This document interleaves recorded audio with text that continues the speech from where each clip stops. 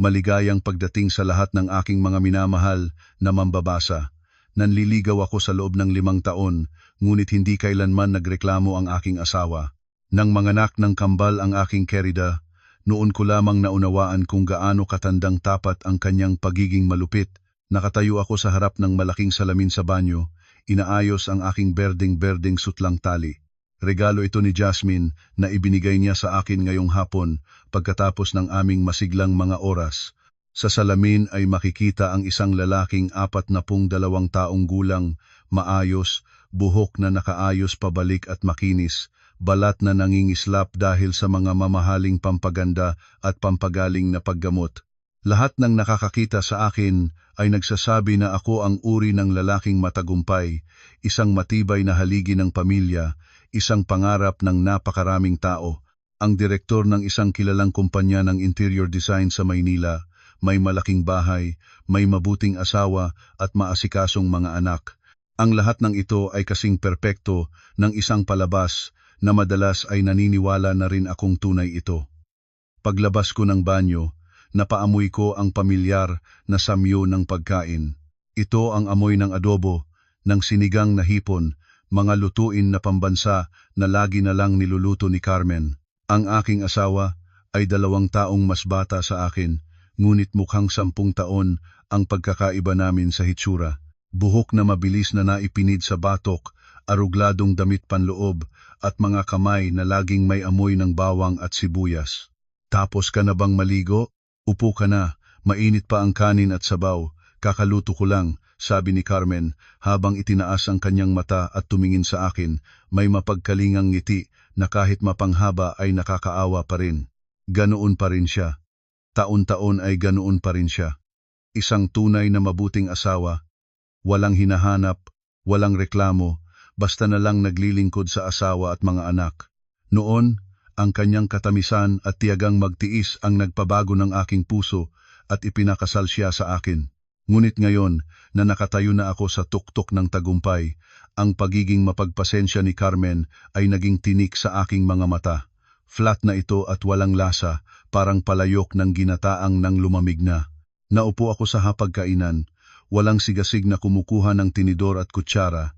Ang aking anak na babae, si Claire, ay nakayuko, kumakain habang nakatingin sa kanyang telepono. Tatay, maaga kang umuwi ngayon. Karaniwan, 9:00 o 10:00 na ng gabi ka umuuwi. Tinanong ito ng bata nang hindi tinanggal ang kanyang mga mata sa screen. Oo, natapos ako ng maaga ngayon. Kumain ka na anak. Sumagot ako ng pabaya. Ang aking isipan ay nananatili sa mabangong pabango ni Jasmine. Nakatingin sa mesa ng pagkain na puno ng mga putahing gusto ko, nakaramdam pa rin ako ng pagkabusog at pagkayamot. Sa loob ng 5 taon, nabubuhay ako ng 2 magkasamang buhay. Sa araw, ako ay isang makapangyarihang direktor, ang mainit na kasintahan ni Jasmine, ang batang sekretarya na 1 dekada ang pagkakaibang edad sa akin. Sa tabi ni Jasmine, natutuklasan ko muli ang pakiramdam ng pagiging bata, pinahahalagahan, itinuturing bilang isang hari. Alam ni Jasmine kung paano magpaganda, alam niyang magsalita ng matamis, alam niyang ipagsabik ako. Sa pag-uwi naman, kailangan kong gumanap bilang isang perpektong asawa, kumain ng maputla at walang lasa na mga pagkain, makinig sa mga munting kwento tungkol sa presyo ng karne, gulay, at mga kamag-anak sa lalawigan na ikukuwento ni Carmen. Tikman mo ang isda, binili ko ngayon ang lapu-lapu, niluto ko ng paraan na gusto mo, sabi ni Carmen habang naglalagay ng malaking piraso ng isda sa aking plato, mga matang puno ng pag-asa. Sinubukan ko na itaas ito sa aking bibig. Masarap. Masarap pa rin tulad ng dati, ngunit hindi sapat ang kasarapang iyon para punan ang aking pagkamakasarili at pagnanasa sa bago. Ngumuya ako na parang ngumuya ng dayami, habang nagpaplano kung anong dahilan ang gagamitin bukas ng gabi para pumunta sa Cebu kasama si Jasmine sa loob ng 3 araw. Biyahe sa trabaho, ang walang hanggang dahilan na hindi pa naialinlangan ni Carmen. Nagtitiwala si Carmen sa akin ng ganap. Nagtitiwala siya sa nakaraan na pinagsamang hirap at ligaya. Nagtitiwala sa mga araw na ibinahagi namin ang bawat pera sa isang maliit na paupahan habang itinatayo ang kumpanya. Nagtitiwala siya na ako ay isang lalaking mapagmahal. Ang ganap na pagtitiwalang ito ni Carmen ang siyang nagpapahiya sa akin. Ang mga babae sa huli, bibigyan mo na sila ng bahay at kaunting pera para sa pang-araw-araw at magiging maamo sila tulad ng isang pusang nakahiga sa sulok ng kusina. Hindi alam ni Carmen na ang pera na ibinibigay ko bawat buwan ay tanging tuktok lamang ng malaking yelong hindi nakikita. Karamihan sa kita ng kumpanya, ang mga malaking bayad na natanggap ko sa ilalim ng lamesa ay napupunta sa pagbili ng branded na gamit, pagbili ng condominium at pagpapangalan ng kotse kay Jasmine. Nakakahiya ba ang trabaho ngayon? Tanong ni Carmen. Ang mga kamay ay patuloy na nagtatabas ng hipon para kay Claire. Normal lang. Mahirap ang market ngayon. Marami akong iniisip. Ikaw ay nasa bahay. Mag-isip ka lang ng pagkain at mga bata. Huwag kang magtanong ng maraming bagay sa kumpanya. Hindi mo naman maiintindihan. Tinabi ko siya. Ang boses ay medyo mainit. Nanahimik si Carmen. Inibaba ang kanyang mukha sa kanyang plato ng kanin. Nakita ko ang pahiwatig ng kalungkutan sa kanyang mga mata, ngunit wala akong pakialam. Sanay na akong makita siyang nagpipigil. Ang kanyang pagpigil ay nagsisilbing kalasag na nagpoprotekta sa aking pagtataksil. Sinabi ko sa aking sarili na tinutustusan ko pa rin ang kanyang ina at anak ng sapat, hindi pinapabayaan ang kahit anong bagay. Parang may dangal at kahulugan pa rin ang lahat. Ang lalaking lumabas sa labas ay normal, ibig sabihin kung ikaw ay punong-puno, pero pagka-uwi mo ay naisakatuparan mo pa rin ang iyong responsibilidad, iyon ay sapat na. Nang gabing iyon, nakahiga sa tabi ni Carmen, naririnig ang kanyang patuloy na paghinga, hindi ako makatulog. Ang mga mensahe ni Jasmine ay patuloy na nagliliwanag sa screen ng aking telepono na itinago ko sa ilalim ng unan. Namimiss kita, namimiss ka rin ng anak. Nagulantang ako. Anak? Ano ang sinasabi ni Jasmine? Hindi kaya magiging ama na ako? Maingat akong bumangon, kinuha ang telepono at nagpunta sa banyo. Ano ang sinabi mo? Aling anak? Tunay ka ba o nagpapanggap lang? Buntis na ako. Kanina lang nagsuri ako. Kambal. Iyon. Sinabi ng doktor na malaki ang posibilidad na 2 lalaki. Malakas ang tibok ng puso ko sa loob ng aking dibdib. 2 lalaki. Mayroon na akong isang anak na babae, si Claire. Ngunit sa kaibuturan ng aking puso, ako, isang lalaking lumaki sa mga tradisyonal na kaugalian, ay palaging nagnananasa ng isang anak na lalaki para ipagpatuloy ang aking linya.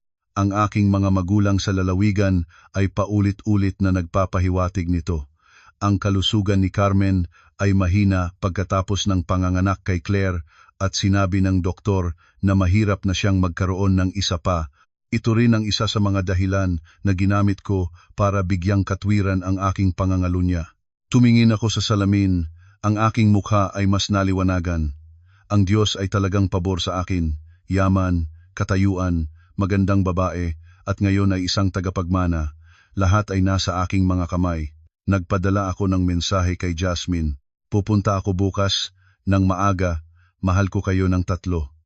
Pagbalik ko sa kama, tumingin ako kay Carmen na mahimbing natulog. Ang kanyang mukha ay simple, may ilang kulubot sa sulok ng kanyang mga mata.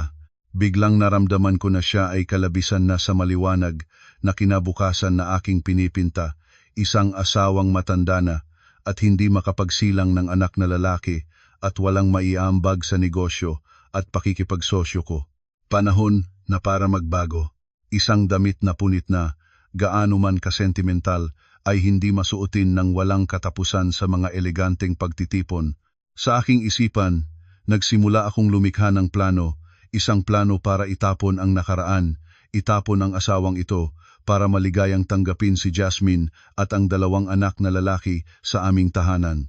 Gagawin ko ito ng maayos, para hindi sisihin ng mga tao, at para tanggapin ni Carmen ang pag-alis nang hindi gumagawa ng kaguluhan. Kinaumagahan, pumunta ako sa kumpanya ng mas maaga kaysa karaniwan, ngunit hindi para magtrabaho, kundi para sunduin si Jasmine para kumain ng almusal. Si Jasmine ay lumabas mula sa lobby ng mamahaling condominium na binili ko para sa kanya noong nakaraang taon. Nagliliwanag sa isang magaang na buntis na damit, maingat na nakita ang mukha na nagpapakita ng sopistikado at sariwang anyo, kakaiba sa dating hitsura ni Carmen tuwing umaga. Mahal ko, nananaghoy si Jasmine, humiga sa aking kandungan nang maupo siya sa passenger seat ng kotse. Hindi ka ba masaya? Kambal ko. Inilagay ko ang aking kamay sa kanyang tiyan. Kahit hindi pa makita ang anuman, ang pakiramdam ng pagmamay-ari ng dalawang anak na lalaki ay nagbigay sa akin ng pakiramdam na para bang lumalagpas sa mga ulap. Masaya naman, matagal ko na itong hinihintay. Magaling ka, Jasmine. Kumain kami ng tapsilog sa isang magandang restaurant. Habang kumakain si Jasmine, nagsimula siyang mag-usap ng pabulong. Pero, mahal ko, ang aming mga anak kapag ipinanganak, hindi kaya sila magdadala ng pangalan ng ina o magiging mga anak na walang lehitimong ama? Hindi ako pumapayag. Gusto ko na ang mga anak ko ay may maayos na pamilya. Opisyal at lehitimo. Ang salita ni Jasmine ay parang karayom na tumusok sa aking napalooban ng kasiyahan na nagbabalik sa akin sa katotohanan. Tama, hindi ko mapapayagan ang aking dalawang anak na lalaki na dalahin ng pangalang walang ama. Kailangan ko ng isang kumpletong pamilya para sa kanila. At iyan ay nangangahulugang ang posisyon ng Ginang Reyes ay kailangang palitan. Huwag kang mag-alala, hawak ang payat na kamay ni Jasmine. Isipin ko na ang lahat, hindi ko hayaang mabigo ang mga anak natin. Mahahiwalay ako. Ang mga mata ni Jasmine ay nagliwanag, ngunit nagpanggap pa rin siyang nag-aalala. Pero si Carmen, sumang-ayon ba siya? At ang mga ari-arian, paano mo planong pangasiwaan? Narinig ko na siya ay napakahusay. Natawa ako, ang boses ay puno ng kumpiyansa. Si Carmen, ano ang alam niya? Buong araw lang siya nasa kusina. Kung magkano ang pera na ibinibigay ko, ay iyon lang ang alam niya. Ang ari-arian ay hawak ko ng mahigpit sa lahat ng panig. Ang kumpanya ay nasa ilalim ng aking pangalan. Ang mga bahay, mga lupa, ay maingat ko ring pinamamahalaan. Sa diborsyo ay ibibigay ko sa kanya ang kondominium kung saan siya nakatira at kaunting ipon. Tapos na. Siya ay mabait tulad ng isang piraso ng putik, anumang sabihin ko ay susundin niya. Naalala ko ang mga beses na nagpapirma si Carmen sa mga papeles. Palagi kong pinipili ang sandaling abala siya sa gawaing bahay o nang masakit na si Claire at iyak ng iyak. Isinasama ko ang mga papeles ng paglipat at pahintulot kasama ang mga bayarin sa kuryente at tubig. Pumirma ka ng mabilis. Mahal ko. Madalian akong lumayo para makita ang customer. At si Carmen, sa ganap na pagtitiwala, ay hindi kailanman nakapagbasa ng mabuti ng kahit isang linya. Basta't naglagay siya ng ballpen at pumirma, ang handwriting ay pabulusok at nagmamadali. Naisip ko muli iyon. At naramdaman ko ang sarili kong katalinuhan. Ang lalaki na gumagawa ng malalaking bagay ay kailangang mag-isip ng maaga at malaman kung saan ang kanyang tunay na kanlungan. Si Carmen ay isang lumang daungan lamang. Panahon na para lumangoy sa mas malalim na dagat. Kailan mo sasabihin sa kanya? Nag-uudyok si Jasmine ng maaga. Hintayin mo, pipiliin ko ang tamang salita. Mag-ingat ka lang sa iyong pagbubuntis. Ibigay mo sa akin ang dalawang malusog na lalaki, iyon lang, pangalagaan ko ang lahat. Pagkatapos ihatid si Jasmine, naupo ako ng matagal sa aking opisina, hindi para suriin ang mga disenyo, kundi para suriin ang lahat ng ari-arian. Ang villa sa isang bagong suburban area, 3 lupain sa labas ng Maynila, mga bahagi sa 2 subsidiary na kumpanya. Lahat ito ay pawis at luha ko. Ganoon ang paniniwala ko sa aking sarili. Kahit noong una, si Carmen ay nagbenta ng lahat ng kanyang alahas sa kasalan, nangutang sa kanyang mga magulang para maitatag ang kumpanya. Ngunit sa loob ng 10 taon, ako ang nag-steer ng barko, ako ang nagnegosyo at naghanap ng mga customer. Siya ay nasa bahay lang nagkukusina, gaano ba naman ang kanyang kontribusyon? Ibigay sa kanya ang bahay kung saan siya nakatira, para mapag-aralan si Claire ay sapat na katapatan. Binuksan ko ang ligtas at kinuha ang mga dokumento ng lupa. Katatwa, naalala ko ang aking sariling nagtago ng titulo ng lupa sa unang drawer. Bakit ngayon ay hindi ko ito mahanap? Siguro nang lasing akong umuwi noong nakaraang gabi ay inilipat ko ito nang hindi alam. Binungkal ko ang buong ligtas at hindi pa rin nakita isang sandali ng pagkabalisa ang dumaan sa aking isipan, ngunit tinangka ko itong itapon. Ang dalawang susi ay hawak ko lamang, ang password ay alam ko lamang. Si Carmen ay walang alam sa mga legal na bagay, hindi siya makikipot sa mga iyon. Malamang ay nakalimutan ko ito sa drawer ng mesa sa bahay. Itinangkas ko ang telepono at tinawagan ang aking personal na abogado, isang matandang kaibigan na nakatulong sa akin sa maraming usapin. Hilo, Daniel, ihanda mo ang mga papeles para sa diborsyo. Karaniwan o sang-ayon, basta mabilis at maayos. Ang ari-arian, gusto ko itong mapanatili ng husto. Maaari mo bang ipakita kung paano patunayan na ang mga ari-arian ay nabuo mula sa aking sariling pagsisikap? Sa kabilang dulo, natawa si Daniel ng magaan. Talagang aalisin mo ang lumang ulam para sa mainit na pagkain, no? Sige, kaya ko iyon.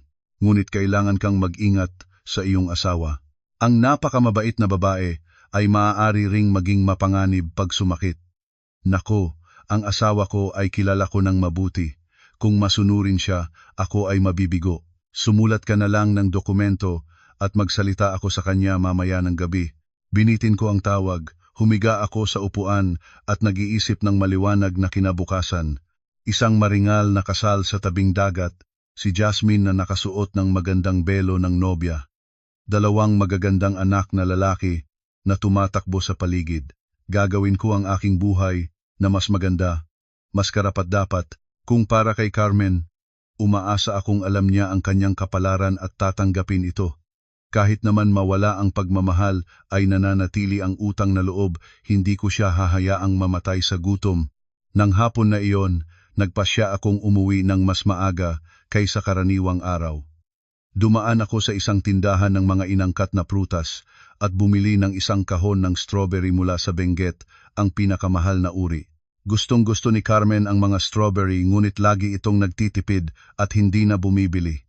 Ang kahon ng strawberry na ito ay magiging pampawi ng sakit, ang huling maliit na pagsasaalang-alang na magbibigay ko sa kanya bago bumagsak ang mapagpasyalang dagok.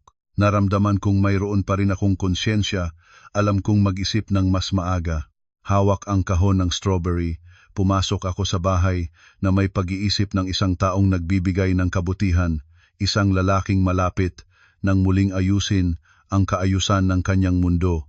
Ngunit hindi ko inabangan na ang mabigat na kahoy na pintuan ay magbubukas sa isang kabanata ng trahedya na ako mismo ang biktima. Ang hangin sa loob ng bahay ngayon ay hindi karaniwan, ang katahimikan. Si Claire ay wala pa, nasa karagdagang klase pa. Sa kusina, nakatayo si Carmen na nakalikod sa akin. Ang tunog ng kutsilyo ay regular na nagtatayo. Nagtatatabas siya ng karne. Ang amoy ng ginisang sibuyas ay puno, ngunit hindi ko maintindihan kung bakit ngayon ay naamoying nakakainis ito. Umuwi ka na. Hindi lumingon si Carmen, ang boses ay kasing kalmante na hindi ko makilala ang kahit anong emosyon. Oo, bumili ako ng strawberry na gusto mo. Napakamasarap nito. Inilagay ko ang kahon ng strawberry sa hapagkainan, nagpumilit na gumawa ng pinakanatural na masaya na anyo. Pinawalan ni Carmen ang kalan, hinugasan ang mga kamay, at dahan-dahang lumingon. Tumingin siya sa kahon ng strawberry, pagkatapos ay sa akin. Ang tingin niya ay hindi nagpapakita ng kasiyahan o pagkagulat tulad ng aking inaasahan. Malalim ito, itim tulad ng bato, at kalmante, tulad ng ibabaw ng dagat sa taglagas na malinaw na nagpapakita ng huwad na larawan ng aking sarili. Salamat, matagal na ring hindi naaalala ng asawa ko kung ano ang gusto ko.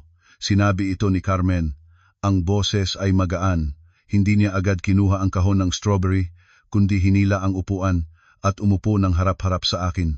Umupo ka, mayroon din akong gusto sabihin. Medyo nabagabag ako. Karaniwan si Carmen ay magsisimulang mag-usap ng mabilis at tatakbo kaagad para hugasan ang strawberry. Anong nangyari sa kanya? O narinig ba niya ang isang bagay? Hindi maaari, si Jasmine at ako ay maingat. at ang aming mga kaibigan ay nagtatago para sa amin. Hinila ko ang upuan at umupo. Ang puso ay medyo mas mabilis na tumitibok, ngunit nagtatangkang mapanatili ang kalmante na hitsura ng isang pinuno. Ano ang nangyari? Pera para sa paaralan ng anak o may nangyari sa labas? Sinabi ko na sa iyo, kung magkano ang kailangan mo, sabihin mo lang. Tumingin si Carmen ng diretso sa aking mga mata, ang manipis na labi ay medyo umangat, na lumikha ng isang mapagkakakitaan ng ngiting kalahati na hindi ko pa nakita sa kanya sa loob ng 15 taon ng pag-aasawa. Maglipat ka ng pera? Mayroon ka pa bang pera para ilipat? Ang tanong ni Carmen ay parang isang balde ng malamig na tubig na itinapon ng direkta sa aking mukha. Kumunot ang aking kilay ng may pagkayamot. Ano ang sabi mo? Ako ang kumikita ng pera. Kung ako ay walang pera, sino ang may pera? Nakikinig ka ba sa mga tsismis ng mga kapitbahay? Hindi agad sumagot si Carmen.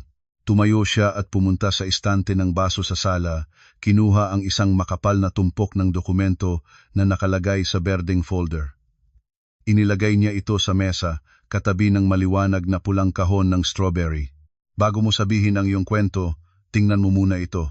Tumingin ako sa folder, ang aking instinct ay nagsasabi na may hindi tamang nangyayari. Bahagyang nanginig ang aking kamay nang ibaling ang pahina ng takip. Nakita ko ang kopya ng bank statement ng kumpanya. Ang balanse ay 0, kasunod nito ay papeles ng paglipat ng mga bahagi.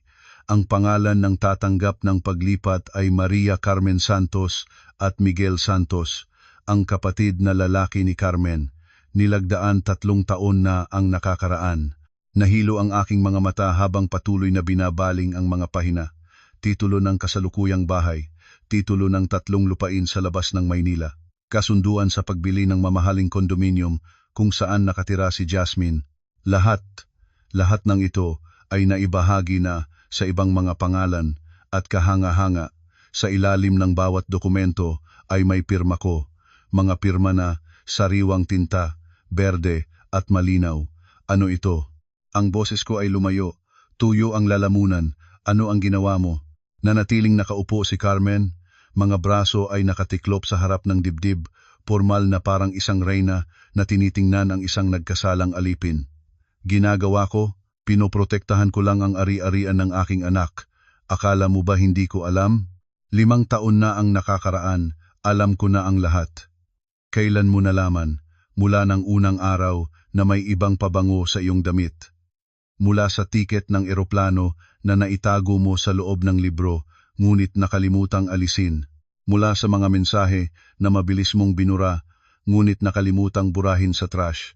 Napakasensitibo ng mga babae, Daniel. Pinili ko lang na huwag magsalita. Tumalon ako at dinampot ang mesa ng malakas. Ang balat ng dignidad ay nabasag, naiwan lamang ang galit ng isang taong niloko. Nangahas ka, nalansihin ako sa pagpirma ng mga papeles. Ikaw ay isang masamang ahas. Iuusig kita. Dadalhin kita sa hukuman sa panloloko at pagnanakaw ng ari-arian. Natawa si Carmen, hindi malakas ang tawa, ngunit matalas at malamig tulad ng labaha. Humusga ka, humusga ka. Puti ang papel, itim ang tinta. Maayos na notaryo. Ikaw ang nagpirma, alam mo kung kailan, nang lasing kang umuwi at nagmamadaling pumirma ng mga papeles, sinabi mong papeles ng insurance. Naaalala mo ba? O nang nagmamadali kang pumunta sa iyong kerida, nagbigay ako ng papeles sa iyo para pirmahan, hindi mo kailanman binasa kahit isang linya. Halos natumba ako at naupo sa upuan, maraming magkakasamang alaala ang bumabalik. Totoo, may mga ganoong pagkakataon. Labis akong naging mapagmataas, labis akong nagpababa sa kanya. Akala ko ay mangmang siya, walang alam sa legalidad. Ngunit hindi ko inasahan na kasing talino niya. Balak mong umuwi dito para maghingi ng diborsyo, hindi ba? Tanong ni Carmen. Ang boses ay tumatanda. Ang iyong kerida ay buntis na, hindi ba? Kambal na lalaki, napakahalaga, hindi na ako makasalita. Lahat ng aking mga lihim, lahat ng aking mga plano ay nasa palad ng kamay ng babaeng ito. Gusto mong hiwalayan, sang-ayon agad ako. Naghanda na ako ng sulat dito. Inilabas ni Carmen mula sa ilalim ng folder ang isang manipis na piraso ng papel.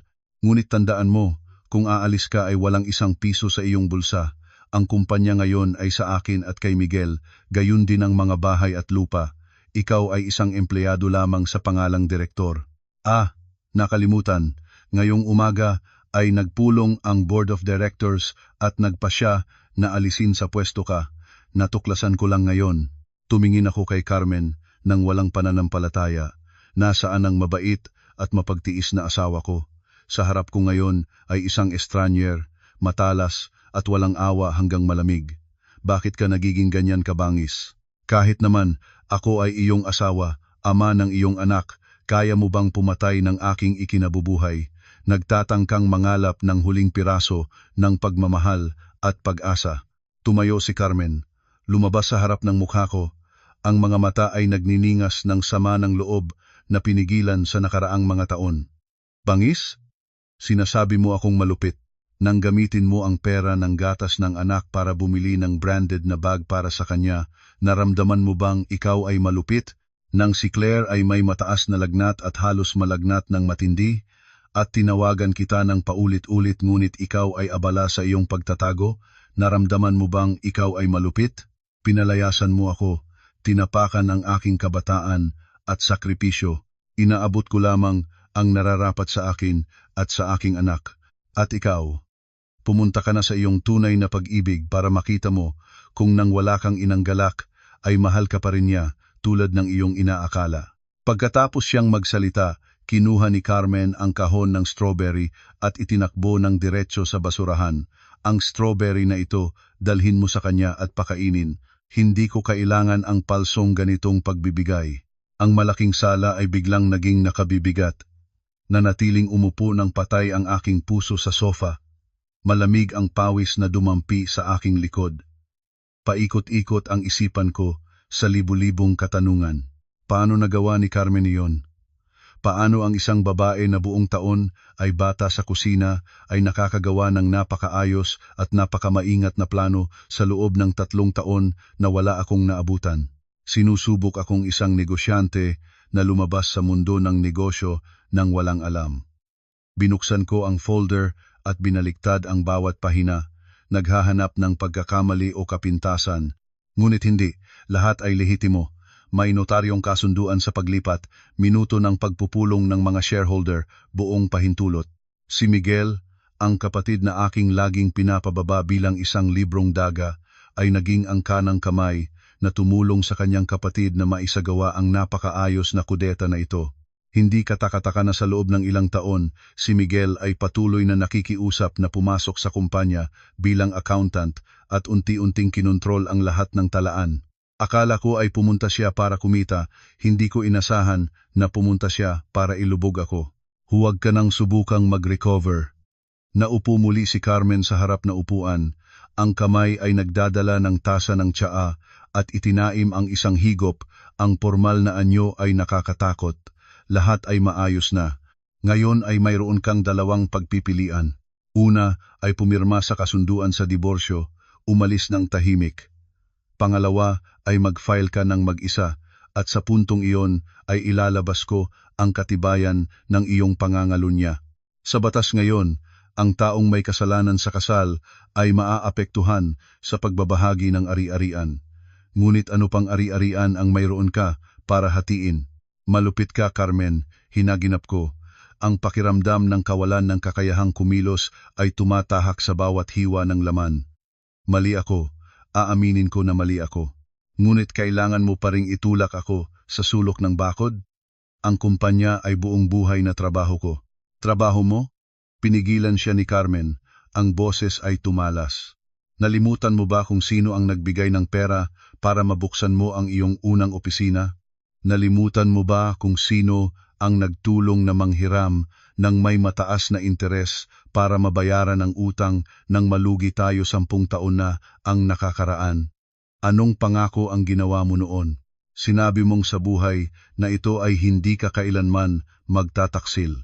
Ngunit nang may kaunting pera ka na, tinrato mo ako parang isang kasambahay, tinrato ang iyong kerida parang isang reyna. Ang trabaho mo ngunit ang kapital at sakripisyo ay sa akin. Inibaba ko ang aking ulo. Ang mga salita ni Carmen ay parang mga patalim na nagtatagos sa aking dangal. Tama, nakalimutan ko. Ang kaningningan ng katanyagan ay nagpabaya sa akin sa aking mga pinakamalalim na ugat. Sige na, huminga ako ng malalim, nagtatangkang ibalik ang huling bahagi ng aking dangal. Diborsyo, kung diborsyo, ngunit gusto ko pa rin ang pantay na pagbabahagi ng kasalukuyang ari-arian. Ang mga bagay na niloko mo sa akin para pirmahan ay hindi bilang mahahanap ako ng pinakamahusay na abogado para ibalik ang mga iyon. Natawa ng malakas si Carmen. Ang tawa ay umaalingaw-ngaw sa buong bulwagang bahay. Subukan mo, ngunit palalakin ko ang iyong ulo. Ang iyong abogado, si Daniel, ay aking kaklase sa mataas na paaralan. Akala mo ba tapat siya sa iyo? Ang mga pagkukunwari sa buwis, ang mga peking kontrata, lahat alam ni Daniel, at siyempre, alam ko rin ang lahat. Napatayo ako ng gulat. Si Daniel, ang pinakamalapit kong kaibigan, ang aking pinagkakatiwalaang abogado. Lumalabas na siya rin ay tao ni Carmen. Naramdaman ko na parang ang lupa sa ilalim ng aking paa ay gumuho. Ako ay ganap na nahiwalay, napalibutan sa lahat ng panig ng mga taong pinagkakatiwalaan ko. Pumirma ka na, sinabi ni Carmen, habang itinulak ang piraso ng papel at ang ballpen patungo sa akin. Pagkatapos mong pumirma, maaari ka nang mag-pack ng gamit kaagad. Ang iyong mga damit ay ipapak ko na para sa labas ng pintuan. Ang kotse, paumanhin, ang Mercedes ay nakarehistro sa kumpanya, kaya't ari-arian ng kumpanya ito, hindi mo ito maaaring dalhin. Maaari kang tumawag ng taxi o humingi sa iyong kerida na sunduin ka. Tumingin ako sa piraso ng sertipiko ng diborsyo. Habang lumalagok ang mga salita, ang aking mga kamay ay nanginig na hawak ang ballpen. Ang pagpirma dito ay katumbas ng pag-amin ng kabiguan, pag-amin na ako ay isang taong wala ng hawak. Ngunit kung hindi ka pipirma, ano ang mangyayari? Kailangan kong harapin ang bilangguan kung iuusig ni Carmen ang aking mga paglabag sa ekonomiya. Ngipin ko ang aking mga ngipin, inilagay ang ballpen at pumirma ng isang kudlit. Ang pirma ay nanginig at pahilis, kakaiba sa mga eleganteng pirma na puno ng kapangyarihan sa mga kontratang milyon-milyon noong nakaraan. Mabuti. Kinuha ni Carmen ang piraso ng papel, maingat na sinuri, pagkatapos ay tumango. Ngayon ay inaanyayahan kita na umalis na sa aking bahay. Tumayo ako, humakbang papunta sa pintuan. Ni isang salitang paalam, ni isang tingin na lumingon. Ang pintuan ay malakas na nagsara sa likod ko ng isang tunog na tuyo, tulad ng ganap na pagtatapos ng aking huwad na maningning na buhay. Sa labas, umuulan ng malakas, nakatayo ako ng walang tiyak na pupuntahan sa harap ng bahay. Sa tabi ko ay 2 maleta ng damit. Ang makintab na Mercedes ay nakaparada pa rin sa bakuran, ngunit hindi na iyon akin. Kinuha ko ang aking telepono, nagtaksi, ngunit pinindot ng aking daliri ang numero ni Jasmine. Tama, mayroon pa rin akong si Jasmine, mayroon pa rin akong 2 anak na lalaki. Kahit mawala ang lahat ng ari-arian sa aking kakayahan, maaari akong magsimulang muli. Mahal ako ni Jasmine, maiintindihan niya, at sama-sama naming malampasan ang mahirap na panahon na ito. Magsisimula ulit kami. Hello, mahal ko. Bakit ka tumatawag ngayon? Nagpapaghanda ako para pumunta sa spa. Ang boses ni Jasmine ay nananaghoy sa kabilang dulo ng linya. Jasmine, hiniwalay na ako. Talaga? Oh, magaling. Magkano ang nakuha mo? Nakuha mo ba ang bahay sa Tagaytay? Ang tanong ni Jasmine na may pabrika ng material na interes ay nagpahinto sa akin ng 1 segundo. Ngunit tinanggal ko ito.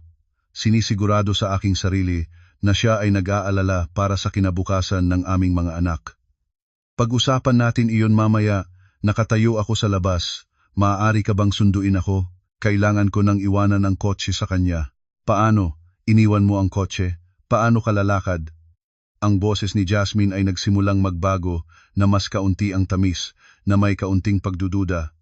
Sa taxi ako, halika at sunduin mo ako no? Uwi tayo sa iyong condominium. Mayroon akong mahalagang sasabihin.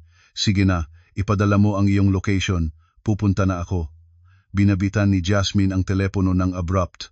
Nakatayo ako sa ulan, puno ng pagkabagabag.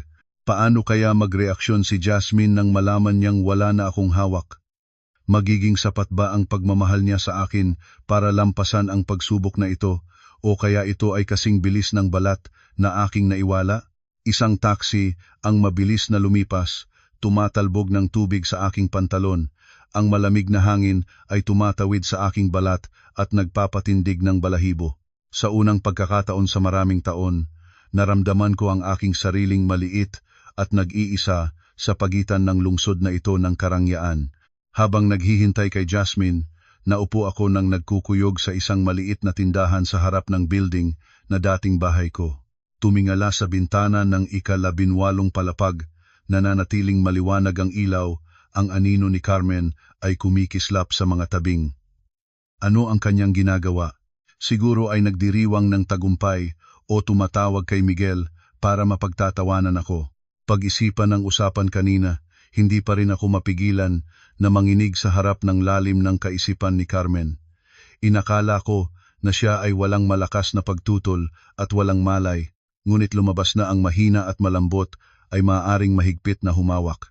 Ginamit niya ang kanyang kabaitan na iyon para makuha ang aking tiwala at mawalan ako ng alalahanin. Naalala ko ang 5 taon na nakalipas nang ang kumpanya ay nagsimulang lumago ng mabilis. Ang malalaking kontrata ay patuloy na dumarating, ang pera ay patuloy na dumadaloy. Nagsimula akong magbago ng ugali, ang mga tanghalian sa bahay ay unti-unting lumilipas, pinalitan ng mga gabing pagtitipon na nagtatagal hanggang madaling araw. At pagkatapos ay nakilala ko si Jasmine. Ang unang pagkakataon na itinalikod ko si Carmen ay sa isang biyaheng trabaho sa Cebu. May nararamdaman akong pagkakamali ng sandali iyon, ngunit mabilis itong napalitan ng kasiyahan at pagnanasa. Sa pag-uwi, binili ko si Carmen ng isang gintong kuwintas para mabayad ang aking kasalanan. Tinanggap ni Carmen ang regalo, ngumiti ng malungkot. Pagod ka sa iyong biyahe, huwag gumastos ng regalo para sa akin.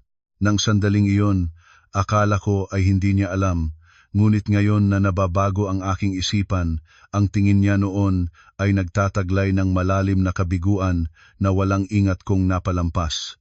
Pagkatapos ay sa bawat sunod na pagkakataon, mas lalong lumabas ang aking mga kilos.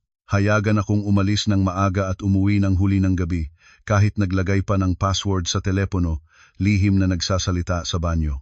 Si Carmen ay hindi kailanman nagtatanong ng password, hindi kailanman tinitingnan ang telepono. Akala ko ay paggalang iyon, pagtitiwala. Lumalabas na iyon ay paghamak. Hindi niya kailangang suriin sapagkat kilala na niya ng malinaw, tahimik na tiniis ni Carmen ang lahat. Nilunok niya ang kanyang mga luha para pangalagaan ang kanyang anak ng isang pamilya at naghintay ng tamang pagkakataon. Nagturo siya sa akin ng isang aral na hindi malilimutan sa buong buhay. Huwag kailanman hamakain ang pagtitiis ng isang babae. Kapag namatay ang pagmamahal, ang natitira sa kanila ay isang matalis na katuwiran na nakakatakot. Isang pulang kotse ang huminto sa harap ko, pinuputol ang aking kurso ng pag-iisip. Ito ang kotse ni Jasmine. Ang kotse na binili ko mismo para sa kanya bilang regalo sa kanyang kaarawan noong nakaraang buwan. Ang bintana ay bumaba, nagpapakita ng magandang ngunit malamig na mukha ni Jasmine. Tumingin siya sa akin.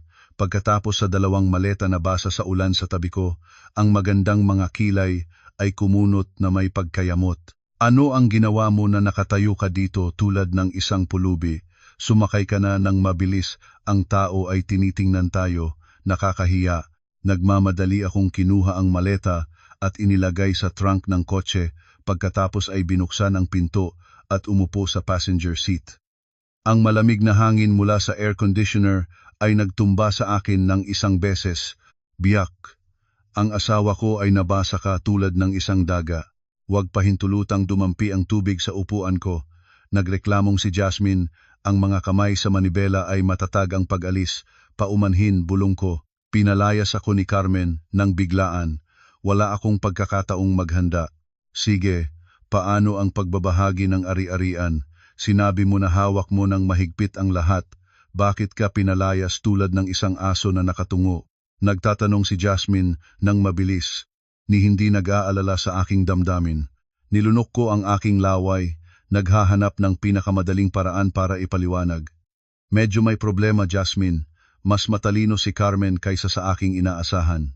Niloko niya ako ng pagpirma ng mga papeles ng paglipat ng ari-arian bago pa. Ngayon ay nahaharap ako sa ilang legal na komplikasyon. Legal na komplikasyon? Biglang hinawakan ni Jasmine ang brake na nagpagiling ng aking ulo pasulong. Lumingon siya at nagtitingin sa akin. Sinabi, "Sabihin mo ng tuwid, wala na bang pera sa iyo?" Nanahimik ako. Ang katahimikan ay ang pinakamalinaw na sagot. Diyos ko naman. Inihampas ni Jasmine ang kanyang mga kamay sa manibela at sumigaw. Kaya naman nag-post ka sa akin bilang direktor, bilang maimpluwensiyang tao. Sinabi mo na maaari kang umayos para sa akin at sa mga bata. Ngayon ay magdala ka ng walang kaluluwa na katawan dito para kumain sa aking gastos. Jasmine, kalma ka at pakinggan mo ako. Sinubukan kong hawakan ang kamay ni Jasmine. Ang kanyang kamay ay itinakwil ang akin na parang tinatakwil ang isang linta. Gumawa muli. 42 taon ka na, Daniel. Akala mo ba madali ang magsimulang muli? Ngayon ikaw ay walang pera, walang kapangyarihan. Sino ang makikipagtrabaho sa iyo? Sinasabi ko sa iyo, buntis ako. Kailangan ko ng pera para sa pagbubuntis. Kailangan ng pera para manganak sa isang internasyonal na ospital. Kailangan ng pera para kumuha ng kasambahay. Kaya mo bang pangalagaan iyon? Susubukan ko. Manghihiram muna ako. Kanino ka hihiram? Sino ang magpapahiram sa isang taong bangkarota? Natawa ng mapaghamak si Jasmine. Ang paghamak ay malinaw na nakikita sa kanyang mga mata. Kilala ko na ang uri ng mga lalaki tulad mo. Kapag may pera ay nagsasaya, kapag wala ay bumabalik sa asawa o umaasa sa iba. Ngunit hindi ako katulad ng naghihirap na si Carmen. Ang kotse ay nagpatuloy ngunit ang hangin sa loob ng sasakyan ay mabigat tulad ng tingga. Naupo akong mahigpit. Ang kahihiyan ay bumubulas hanggang sa aking leeg. Ang babaeng aking minahal at pinalayaw noon, ang aking itinuturing bilang tunay na pagmamahal, ay ngayon ay tinitingnan ako ng may kalahating mata. Lumalabas na ang kanyang pagmamahal ay sinusukat din sa pamamagitan ng mga numero sa kanyang bank account. Pagdating sa kondominium ni Jasmine, ang kondominium na ang pera sa pagbili ay sa akin ngunit ang pangalan sa titulo ay sa kanya. Dahan-dahang pumasok ako sa sala. Ang bahay ay marangya. May sapat na kagamitan ngunit bakit naramdaman kong malamig at estranghero ito? Matutulog ka muna sa guest room ngayong gabi. Bukas na natin pag-usapan. Inihagis ni Jasmine sa akin ang isang manipis na kumot at pagkatapos ay tuwirang pumasok sa pangunahing silid tulugan at malakas na nagpinid ng pinto. Nahiga akong nag-iipon sa sofa, nakatingin pataas sa kisame na maliwanag ang dilaw na liwanag. Ang tiyan ay gutom, ngunit hindi ako magtangkilik sa ref. Ang imahe ng mainit na hapagkainan ni Carmen kanina ay bumalik, nag-aabala sa aking isip. Ang manggat gulay na sabaw, ang adobong isda, ang mga simpleng bagay na iyon ay naging isang luho para sa akin ngayon. Nawala ko ang lahat. Nawala ang pamilya, nawala ang karera, at unti-unting nawawala rin ang huling piraso ng aking dignidad sa harap ng aking kerida. Ang gabing ito ay ang unang gabi ng serye ng impyerno na aking daranasin at kahit gaano kasakit, lahat ito ay ang aking sariling kamay ang gumawa. Ang maliwanag na liwanag ng umaga ay tumastas sa manipis na kurtina at direktang tumama sa aking mga mata na nagpagising sa akin. Ang sakit sa ulo na tulad ng martilyo ay agad na dumating. Nakunatan ang mukha, nagtangkang bumangon. Ang pagkaramdam ng pamamaga ay kumalat sa buong katawan pagkatapos ng isang gabing natulog nang nakukupos sa maliit na sofa. Ang bahay ay walang ingay, walang tunog ng paghahanda ng almusal, walang amoy ng kape tulad ng dati sa hotel na 5-star, ang katahimikan lamang ay nakakatakot. Tumingin ako sa orelo sa dingding, 9:00 na ng umaga, masyadong huli kumpara sa aking karaniwang oras ng trabaho. Nagmadaling bumangon, inayos ang napiklat na damit mula kahapon. Kailangan kong pumunta sa kumpanya, anuman ang mangyari, opisyal pa rin akong direktor. Kailangan kong pumunta para mailigtas ang sitwasyon o kahit alamin kung ano pa ang nasa aking kamay. Wala si Jasmine sa bahay, sa hapagkainan ay isang nota na pabilis na nakasulat. Nagpabasa ako at nakita, pumunta ako sa check-up, mag-alaga ka ng iyong sariling pagkain, huwag kang hukay-hukay ng aking mga gamit. Pagbabasa ng malamig na linyang iyon, suminghot ang aking puso. Kahapon lang, tinawag pa niya akong mahal ko, ang kanyang esposo. Ngunit nang malaman niyang wala na akong kayamanan, ang ugali ay agad na nagbago tulad ng kisap mata. Inilidlirong ginulo ko ang papel at inilagay sa basurahan, pagkatapos ay lumabas ng bahay nang walang laman ang tiyan. Pagdating sa pintuan ng kumpanya, nagpark akong wala ng kotse, bumaba ako mula sa taxi, inaayos ang aking kurbata, nagtatangkang mabawi ang karaniwan na aura ng autoridad para makapasok sa malaking lobby. Ngunit mula pa sa pintuan ay nakatagpo na ako ng hadlang. Mang Ernesto, ang bantay, ang taong palagi kong binibigyan ng isang kahon ng sigarilyo tuwing masaya ako, ay ngayon ay tinitingnan ako ng may nag-aalalagang tingin. Hindi niya binuksan ang bar kundi lumabas at hinarangan ang aking daan. Magandang umaga, Direktor Daniel. Hindi. Magandang umaga, Daniel. Nag-aatubili si Mang Ernesto. Pasensya mo na. Nakatanggap ako ng utos mula sa bagong board ng mga direktor, hindi ka papayagang pumasok sa lugar ng opisina nang walang nakaplanong appointment. Bagong board ng mga direktor? Ano ang sinasabi mo? Ako ang direktor dito. Buksan ang pintuan. Sumigaw ako. Ang mukha ay namumula. Daniel, huwag mo akong palakasin ng loob. Ngayong umaga may desisyong na ipaskil sa bulletin board. Formal na tinanggal ka sa posisyon ng executive director mula ngayon. Ang magpapalit sa iyo ay si Miss Carmen. Wala ka ng kaugnayan sa kumpanya. Nakatayo akong parang estatwa. Kaagad na ganoon ba ang pag-aalis? Naghanda ng husto si Carmen nang walang pag-alis para sa akin. Gusto kong makita si Carmen, tawagin siya dito. Sumigaw ako, walang pakialam sa mga nagtataka na tingin ng mga empleyado na daan-daan sa lobby. Sa sandaling iyon, isang marangyang sasakyan ang huminto sa harap ng lobby. Nabuksan ang pinto ng kotse at bumaba si Miguel, elegante sa isang lihis na suit. Kakaiba sa imahe ng kolektor na asawa ko na mahina at magaslaw na dating nakita ko. Tumingin sa akin si Miguel. Ang matalinong mata ay sulyap sa likod ng makapal na glasses. Bayaw? Wala, Daniel. Ano ang ginagawa mo dito? Nagbalak ka bang guluhin ang kaayusan? Miguel, ikaw ang isang walang utang na loob. Tinanggap kita, tinuruan kita, at ngayon ay nakikipagtulungan ka sa iyong kapatid para siraan ako? Nagmadali akong lumapit upang hawakan ang kelyong si Miguel, ngunit pinigilan ako ng dalawang malalaking bantay. Natawa nang may paghamak si Miguel, nipalayan ang imaginaryong alikabok sa kanyang balikat. Tinuruan mo ako, ha? Tinuruan mo ako kung paano gumawa ng peking numero para maiwasan ang buwis? O tinuruan mo ako kung paano magnakaw ng kumpanya para buhayin ang kerida? Natutunan ko ang maraming bagay mula sa iyo, Daniel. Ngunit ang pinakamalaking aral na itinuro mo sa akin ay huwag kailanman magtiwala sa mga mapagkunwaring tao tulad mo. Nagsignal si Miguel sa mga bantay para palayain ako. Lumapit siya at bumubulong sa aking tainga. Ayaw ni Carmen na makita ka. Sinabi niya na kung makita niya ang iyong mukha ngayon ay magtatapon siya ng pagsusuka. Umuwi ka na. Ang iyong mga personal na gamit sa opisina ay inipon ko na at ipinadala sa tahanan ng iyong mga magulang sa lalawigan. Wala na kang lugar dito, kayong lahat. Nagumon ako sa inis. Ang mga kamao ay mahigpit na nakakapit, ngunit hindi naglakas loob na sumuntok. Alam ko na mahina ang aking posisyon. Ang pagsasalakay ngayon ay maglalagak lamang sa akin sa kulungan at para sa kaalaman natin. Sinabi ni Miguel nang malakas para marinig ng lahat sa paligid.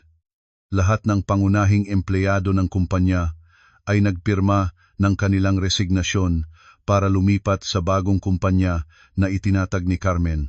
Ang kumpanya na ito ay isang walang laman na balat lamang na may masamang utang na iniwan mo. Kung gusto mong pumasok, pumasok ka ngunit mag-ingay kang huwag humingi ng tulong kapag dumating ang mga nagpapautang para magbayad. Nakatayo akong parang pinatubo sa gitna ng liwasan na araw-araw. Ang mga salita ni Miguel ay tulad ng mga martilyo na nagpapako sa kabaong ng aking karera. Lumalabas na hindi lamang ari-arian ang kinuha ni Carmen, kundi binuto pa niya ang kumpanya, ginawa itong isang walang kaluluwa na katawan. Ganap na sinara niya ang aking paraan ng pamumuhay nang walang awa at ganap. Ang mga empleyado ay dumaan, mga taong dati ay yumuyukod para batiin ako. Ngayon ay inilalayo ang kanilang mga mata sa akin o nagbubulong-bulungan at tumatawa. Naramdaman ko ang sarili tulad ng isang kakaibang hayop na inilantad para sa pagmamasid sa gitna ng palengke. Ang karangalan, ang dangal, lahat ay naging alikabok na. Lumayo ako ng tahimik mula sa pintuan ng kumpanya, ang lugar na dating itinuturing ko bilang aking kaharian. Ngayon ay permanenteng isinara ang pinto sa aking harap. Hindi na ako ang makapangyarihang Direktor Daniel.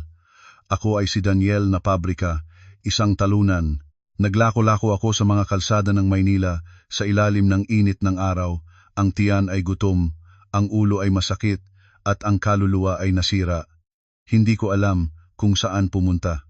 Hindi makakauwi sa bahay, hindi makakapasok sa kumpanya. Ang tanging lugar na maaari kong panghawakan ngayon ay ang kondominium ni Jasmine. Kahit ang kanyang ugali ay hindi maganda, ngunit doon pa rin ako may lugar na matulog, may pag-asa ng bagong simula dahil sa sanggol sa tiyan. Sumakay ako ng tricycle pabalik sa kondominium ni Jasmine.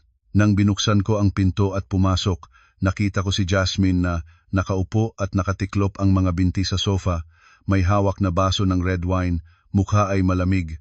Sa sahig ay ang dalawang maleta ko na nagkalat at hindi maayos. Ang zipper ay bukas, ang mga damit ay nakakalat sa buong paligid. Ano ang ginawa mo? Nagulat akong tumakbo at pinulot ang mga damit. Ano? Nililinis ko ang basura sa bahay ko. Lumunok si Jasmine ng isang higop ng alak. Tinitingnan ako ng may paghamak. Katawag ko lang kay Daniel na abogado. Lahat ay kinuwento niya. Hindi ka lang nawalan ng lahat ng ari-arian, kundi nagtataglay ka rin ng maraming utang sa buwis at bangko dahil sa pagiging pangalan sa titulo bilang direktor. Balak mo bang dalhin ang pababa ang mga bata at ako kasama mo? Jasmine, pakinggan mo ako. Pag-aayusin ko ang mga utang. Mayroon pa akong karanasan. Mayroon pa akong koneksyon. Tama na. Sumigaw si Jasmine. Inihampas ang baso ng alak sa sahig na nagwasakit. Lumingon siya at namukhaan sa akin. Sinabi, huwag na itong dayain pa ang iyong sarili. Tapos ka na, Daniel. Ano ang akala mo kung bakit kita minahal? Sa iyong mataba na tiyan? O sa iyong pekeng titulo ng direktor? Minahal ko ang iyong pera. Kailangan ko ng isang lalaking maalagaan ako ng maayos. Hindi isang gumugulong na katawang walang kaluluwa na darating dito para makipagsapalaran sa akin. Ang mga salita ni Jasmine ay tulad ng mga baso ng kumukulong tubig na itinapon sa aking mukha, natatanggal ang huling ilusyon tungkol sa tunay na pagmamahal. Lumalabas na lahat ito ay isang palitan lamang. Kapag ang pera ay wala na, ang pagmamahal ay mawawala rin. Ganyan kakalupit sa akin. Kahit naman, mayroon kaming mga anak sa isa't isa. Nagtataglay ka sa iyong sinapupunan ng dugo ko. Nanginginig ako, nagtatangkang mangapit sa pinakamanipis na pag-asa.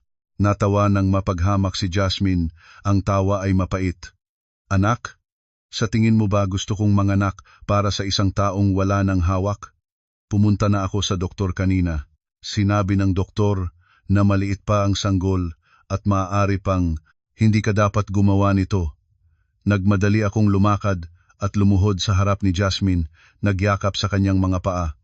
Pakiusap, mga anak ko iyon, mga apo ng aking linya. Kahit anumang gusto mo ay susundin ko, ngunit pakiusap huwag mong tapusin ang buhay ng mga bata. Tumingin si Jasmine sa akin ng may galit, itinulak ang paa ko kaya't natumba akong nakahiga sa sahig. Gusto mo bang itago ang mga bata? Sige, bigyan mo ako ng 2 milyong piso. 2 milyong piso. Nanlaki ang aking mata habang tinitingnan siya. Ngayon, saan ako kukuha ng 2 milyong piso? Problema mo iyon. 2 milyong piso para sa aking pangangalaga sa pagbubuntis, pagpapanganak at pag-aalaga ng mga anak sa unang taon. Kung maihatid mo ang pera, itatago ko ang mga ito.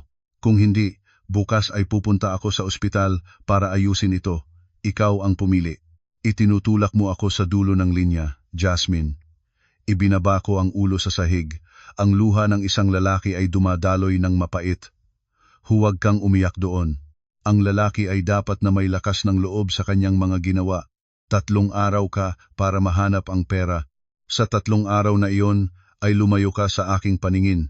Ayaw kong makita ang iyong kabigong mukha sa aking bahay.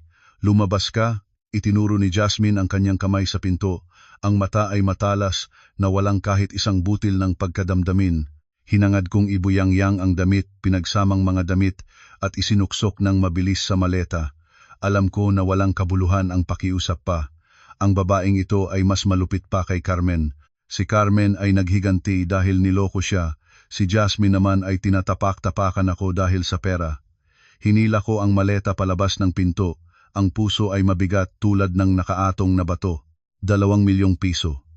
Ang isang halagang hindi masyadong malaki para sa dating ako, ngunit isang napakalaking imposibleng numero para sa kasalukuyan kong sarili. Anong gagawin ko? Humiram sa mga kaibigan, ipanangkal ang isang bagay na mayroon pa. Ngunit wala na akong ipanangkal. Nakatayo ako sa harap ng mahabang koridor ng kondominium na puno ng hangin, nararamdamang parang isang sirang bangka na naitaboy ng alon sa ilang dalampasigan. Walang pamilya, walang karera, walang pagmamahal. At ngayon, kahit ang karapatang maging ama ng 2 hindi pa isinisilang mga anak ay itinakda ng ilagay sa presyo.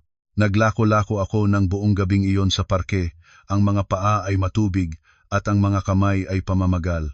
Kinaumagahan, na may pagod na mukha, balbas na hindi pa inaalagaan, nagpasya akong bumalik sa kumpanya ng isa pang beses, hindi para ipaglaban ang karapatan ko, kundi para hanapin si Carmen. Umaasa ako na magpapalubag si Carmen at magpapautang sa akin ng isang halaga para mailigtas ang 2 kong anak. Kahit galit si Carmen sa akin, siya ay isang babaeng may malasakit, siguro ay maaaring manlambot siya.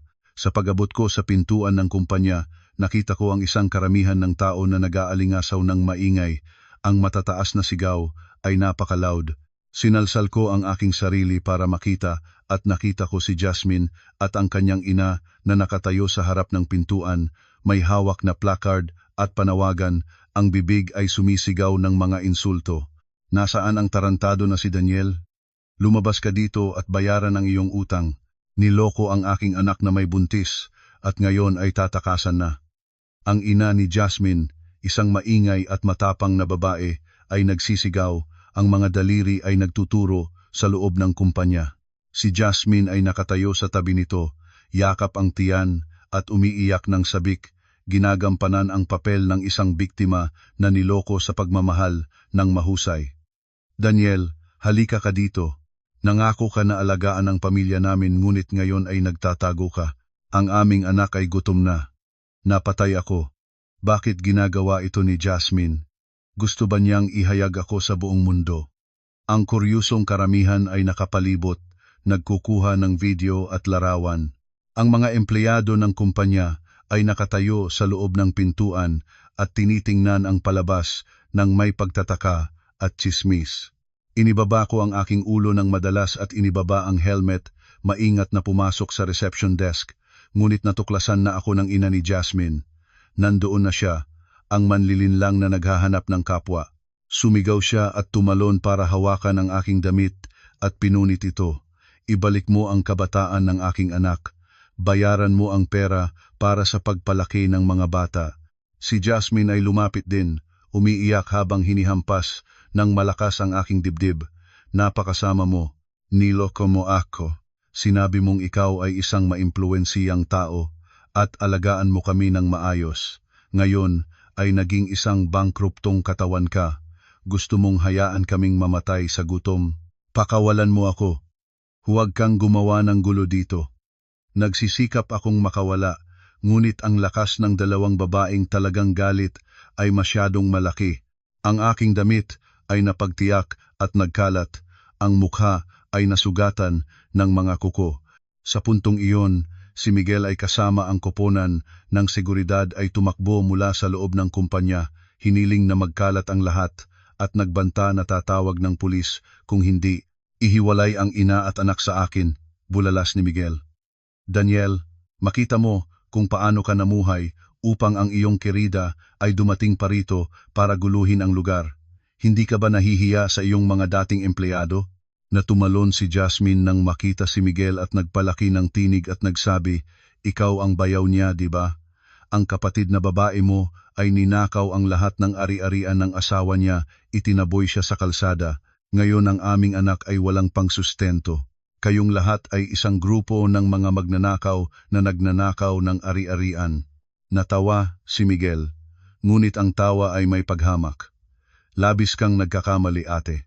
Ang aking kapatid ay kinuha ang nararapat sa kanya.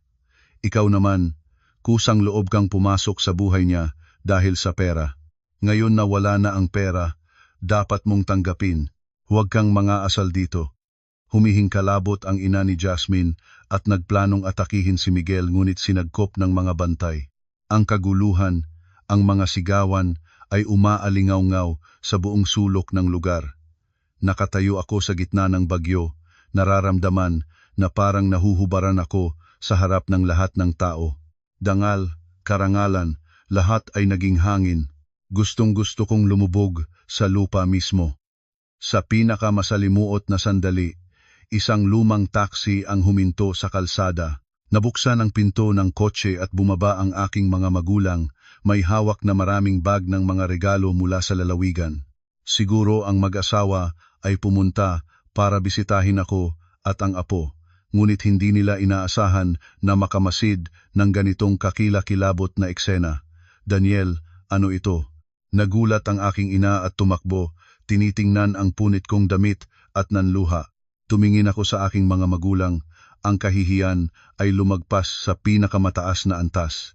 Itay, inay, bakit kayo narito ngayong oras na ito? Ang aking ama, isang lalaking buong buhay na magsasaka at mahigpit sa simula, ay nakatayo at tinitingnan ako ng matagal. Tumingin siya sa si Jasmine na buong tiyan at iyak pagkatapos sa pangalan ng kumpanya at muling tumingin sa akin. Ang kanyang tingin ay lumipat mula sa pagkagtaka patungo sa matinding galit. Ikaw, saan ka ako titignan? Ano ang ginagawa mo? Nanginginig si Itay na nagtuturo sa aking mukha. Maayos ang asawa at anak sa bahay, hindi mo sila inaalagaan at sumusunod ka sa ibang bagay upang harapin ka ngayon ng publiko. Itay. Inibaba ko ang aking ulo at hindi nakaharap sa kanyang mga mata. Huwag mo akong tawaging Itay. Nahihiya ako sa ating komunidad, nahihiya sa aming mga ninuno dahil sa iyo. Inalis ng Itay ang aking kamay, lumingon para itago ang luha na dahan-dahang bumabagsak sa kanyang mga pisngi. Ang inay ay nakatayo sa tabi, umiiyak ng mariing-mariing, ngunit hindi siya naglakas loob na ipagtanggol ako kahit isang salita. Alam niya na ang kasalanan ko ay masyadong malaki, walang maaaring bigyang katwiran. Si Miguel ay lumakad ng malapit, maingat na nagpatong sa aking mga magulang. Itay, inay, pakiusap na sumama kayo sa loob para magpahinga. Ang itay ko ay tumingin kay Miguel at malalim na bumulong. Salamat sa iyo, anak. Ikinalulungkot namin na hindi namin natutukoy ang aming anak upang gawing masakit si Carmen at ang inyong pamilya. Hindi na kami makakaharap.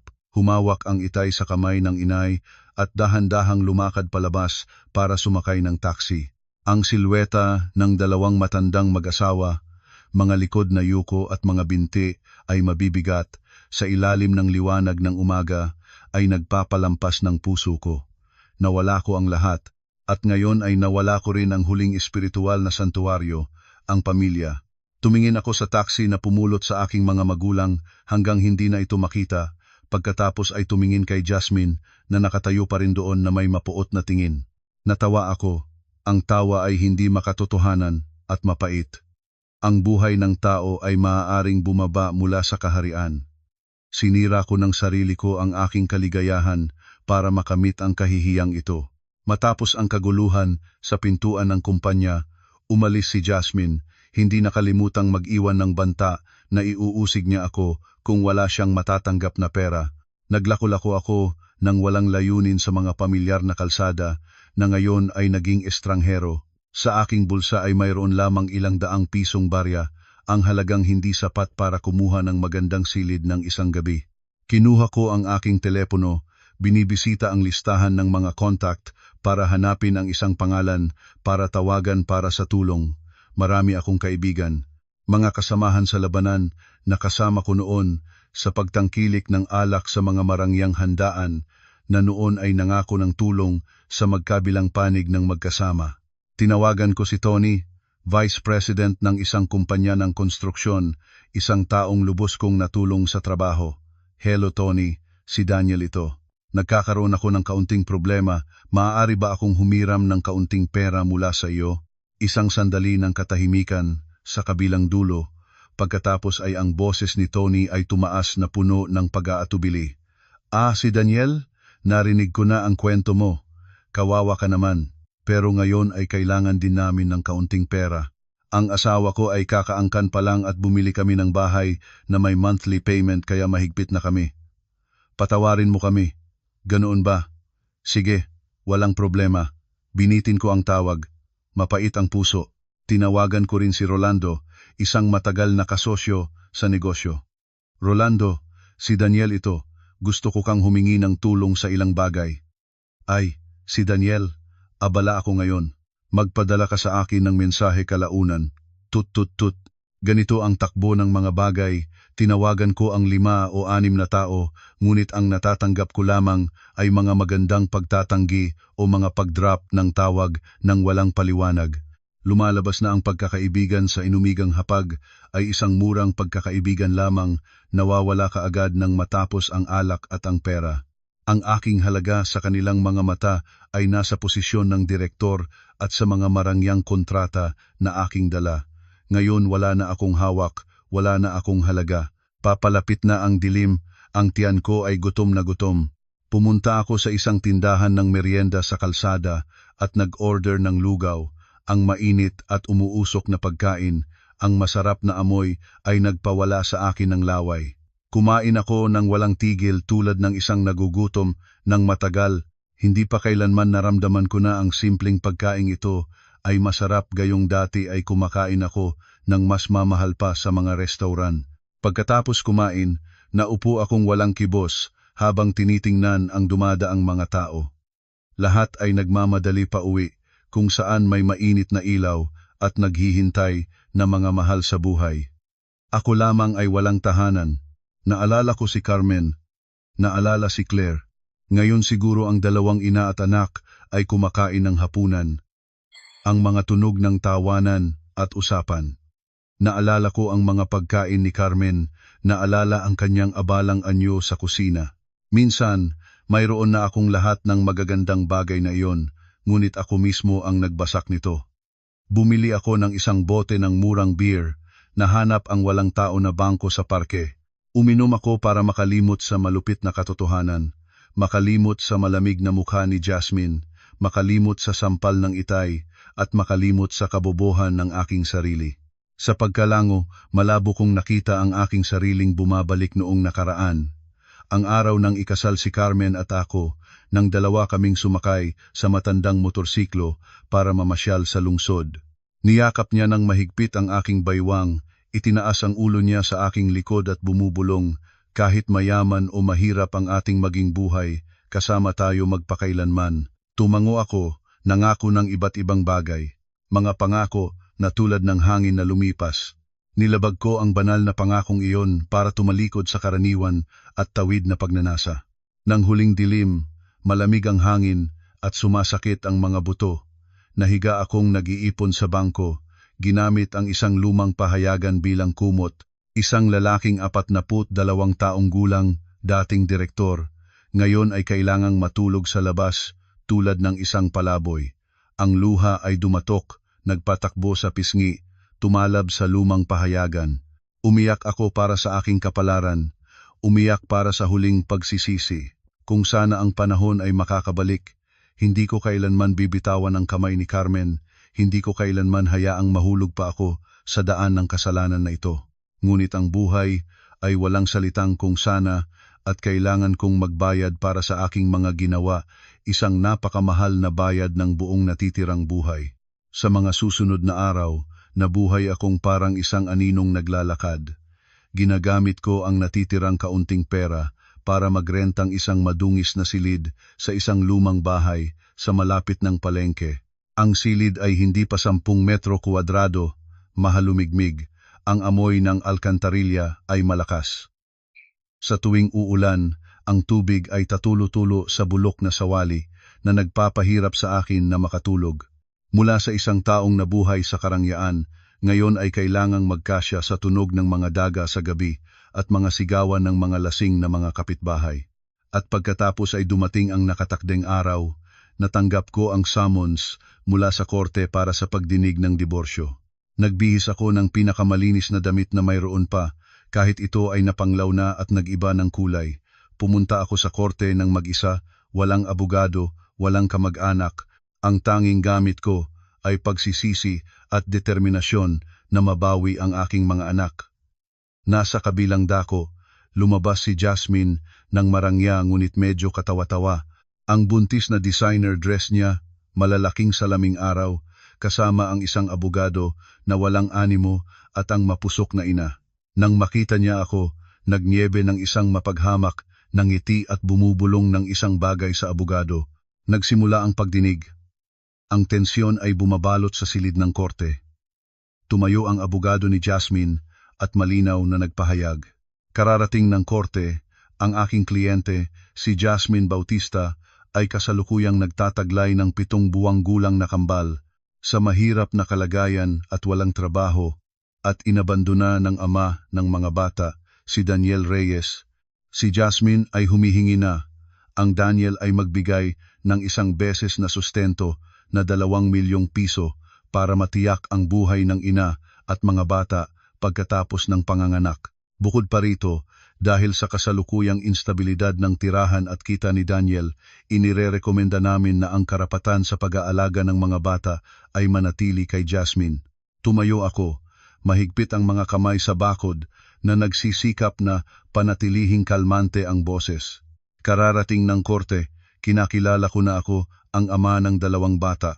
Gusto ko ring maging responsable sa mga anak, ngunit sa kasalukuyan ay nabangkarota na ako, nagtatrabaho bilang delivery rider, ang kita ay katapat lamang ng buhay. Hindi ko kayang magbayad ng 2 milyong piso. Hinihiling ko sa korte na isaalang-alang ang angkop na halaga ng sustento base sa aking tunay na kita at tatiyat akong humingi ng karapatang personal na mag-alaga sa mga anak kung ayaw ng kanilang ina na bumalik. Si Jasmine ay biglang tumayo at sumigaw. Nagsisinungaling ka. Saan mo itago ang pera? Ang isang malaking kumpanya na direktor ay wala bang pera? Balak mo bang lokohin ang korte?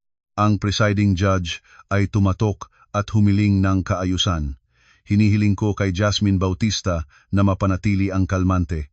Ang korte ay magpapasya base sa katibayan. Nang sandaling iyon, ang pinto ng korte ay nabuksan. Isang babae ang pumasok, ang pag-ilaw ng anyo ay may kumpiyansa at digning, si Carmen. Ang buong korte ay nag-aayon.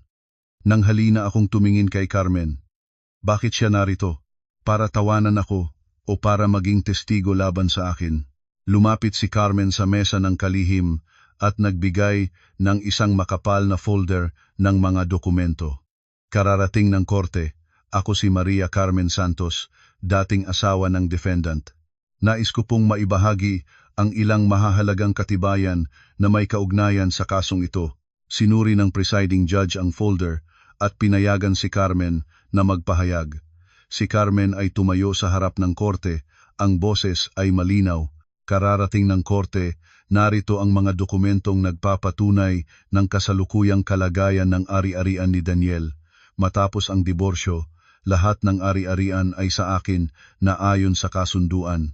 Si Daniel ay ganap na walang hawak, nakatira sa paupahan at nagtatrabaho bilang delivery rider. Ang average na kita niya ay 8 hanggang 10,000 piso sa isang buwan. Dahil dito, ang hinihingi na 2 milyong piso ng nagrereklamo ay ganap na walang basehan at hindi posible. Natuklasan din ni Jasmine ang personal na katotohanan. Lumamig ang mukha ni Jasmine, nagsasalita ng nauutal, ikaw ay kumakampi sa kanya. Pareho kayong nagtatangkang dayain ako. Lumingon si Carmen kay Jasmine, ang tingin ay matalas tulad ng patalim, hintayin. Kararating ng korte, narito ang katibayan ng personal na kasaysayan ni Jasmine Bautista. Bago ang relasyon niya kay Daniel, si Jasmine ay nagkaroon na ng 2 nakaraang relasyon at inabandona ang isang anak sa isang orphanage sa lalawigan. Higit pa rito, mayroon akong recording ng boses ni Jasmine na nagbabanta na itatapon ang sanggol kung hindi niya matatanggap ang pera. Ang isang ganitong ina, mayroon ba siyang sapat na moral na kapasidad para mapalaki ang 2 bata? Ang buong korte ay nagwikang gulat. Si Jasmine ay nakatayo nang walang lakas, ang mukha ay walang dugo. Ang kanyang ina na nakaupo sa ilalim ay nanahimik din.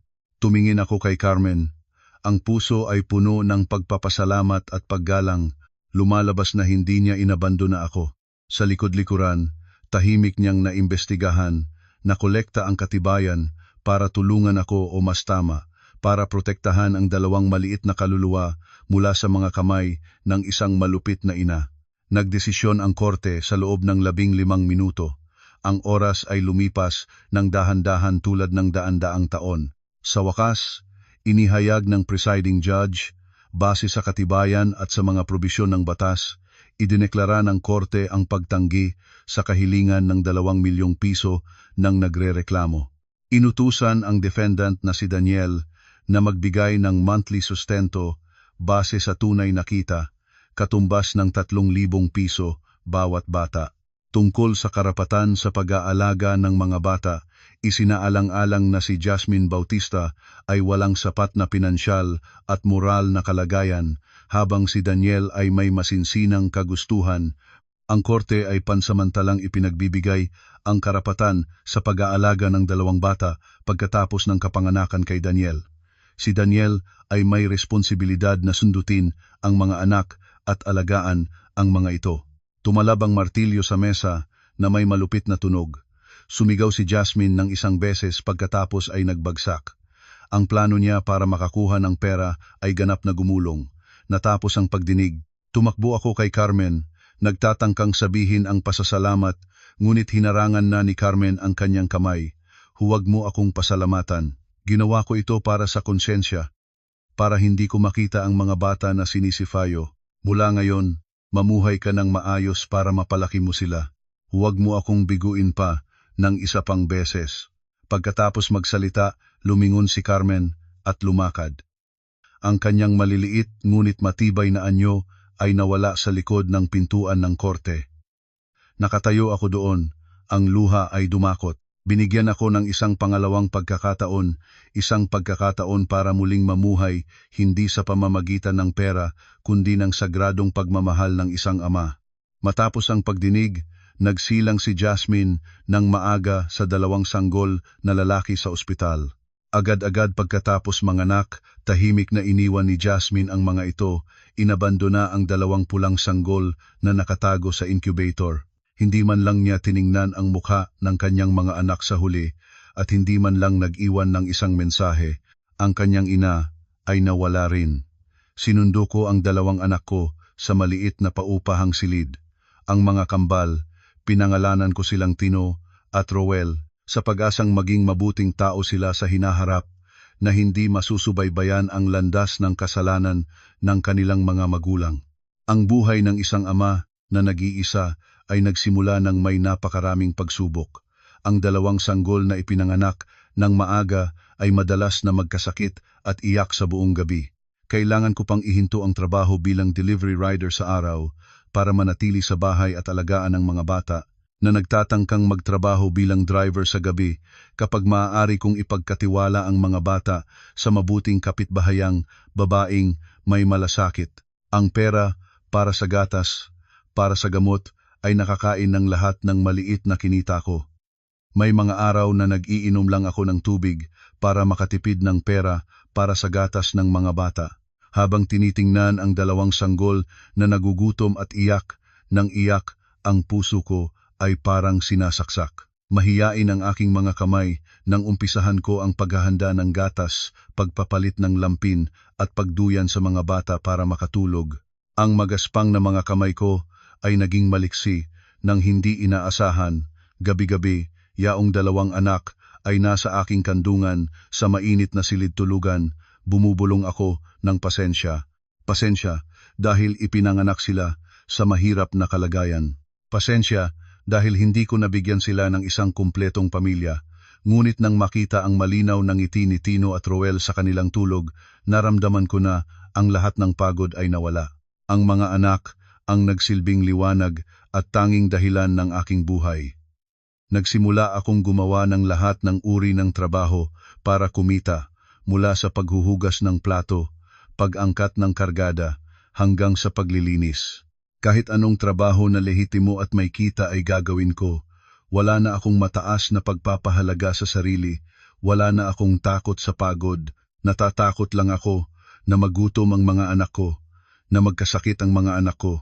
Isang beses, ang maliit na Roel ay nagkasakit ng malubhang pneumonia at kailangang maospital. Nagmamadali akong humiram ng pera sa lahat ng dako, hindi ko kayang bayaran ang hospital bill. Nang matapos ang aking lakas, nagbalak na akong ibenta ang motorsiklo na aking tanging pag-aaral para kumita ng buhay.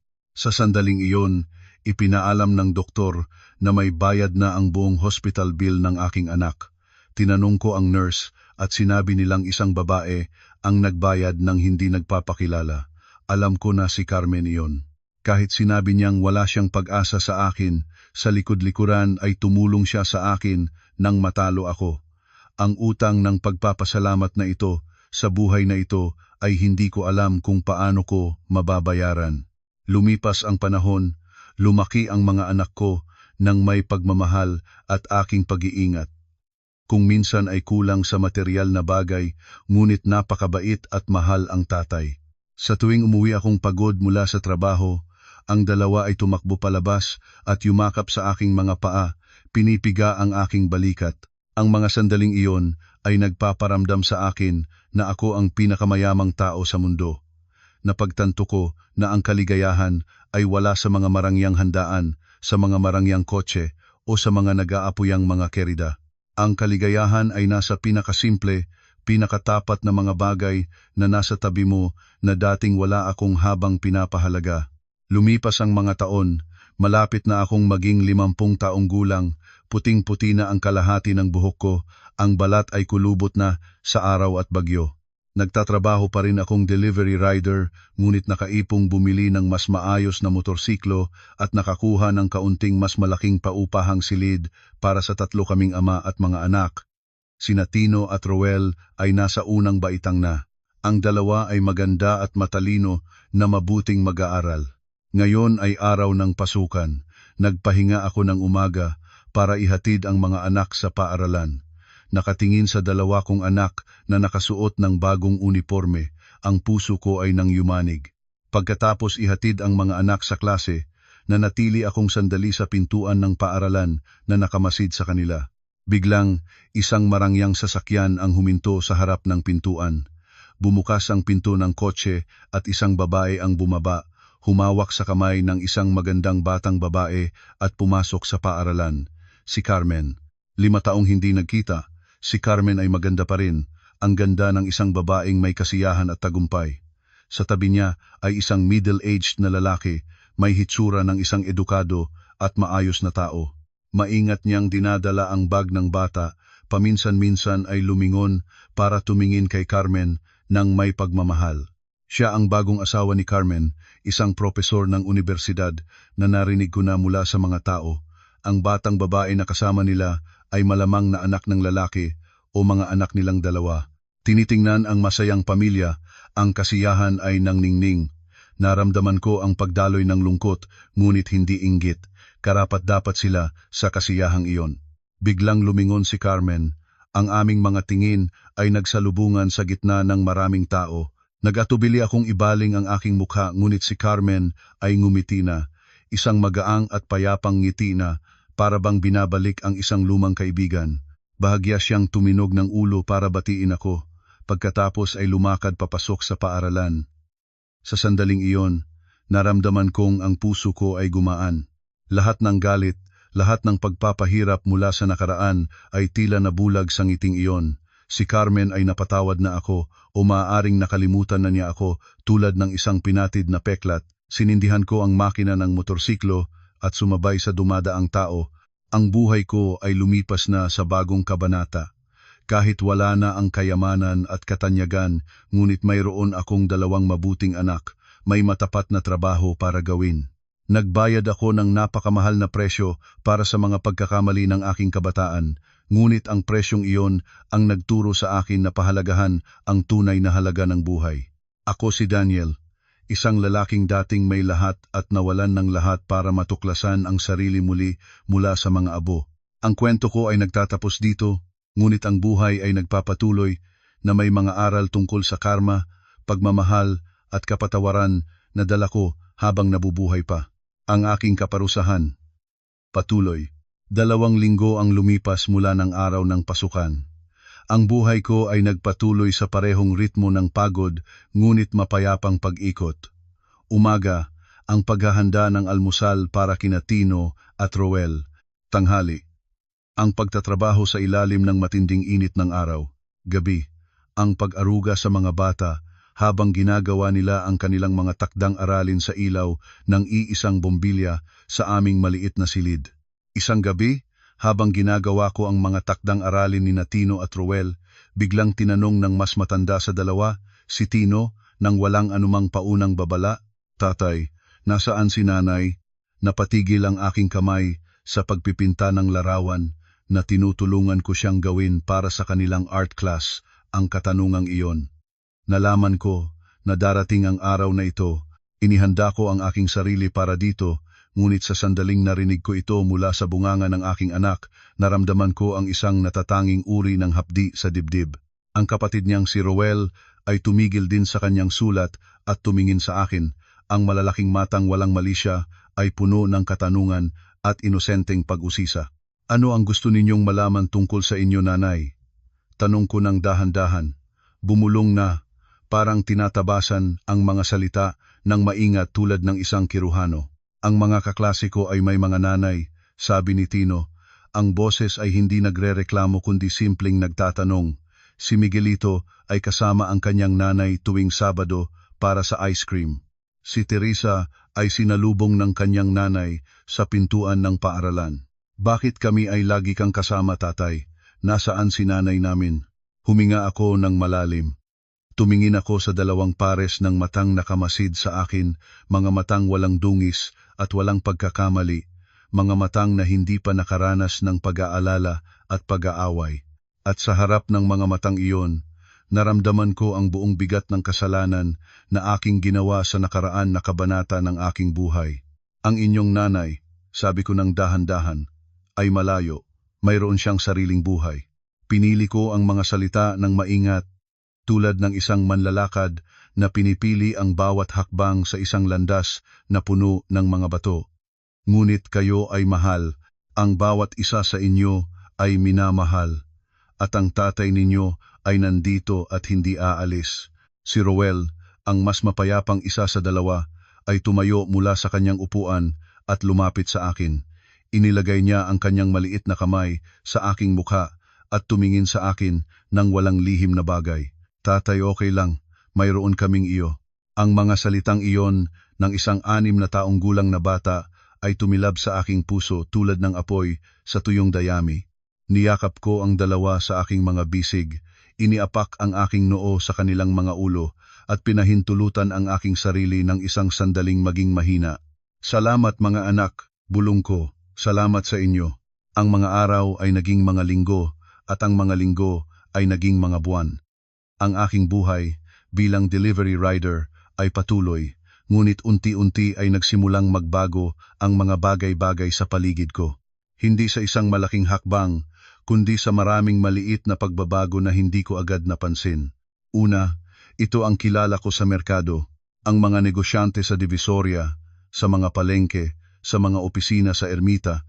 Nagsimula silang makilala sa akin bilang si Mang Daniel, ang delivery rider na laging tapat, laging maingat sa mga pakete, at laging may ngiti kahit gaano kalakas ang ulan o init.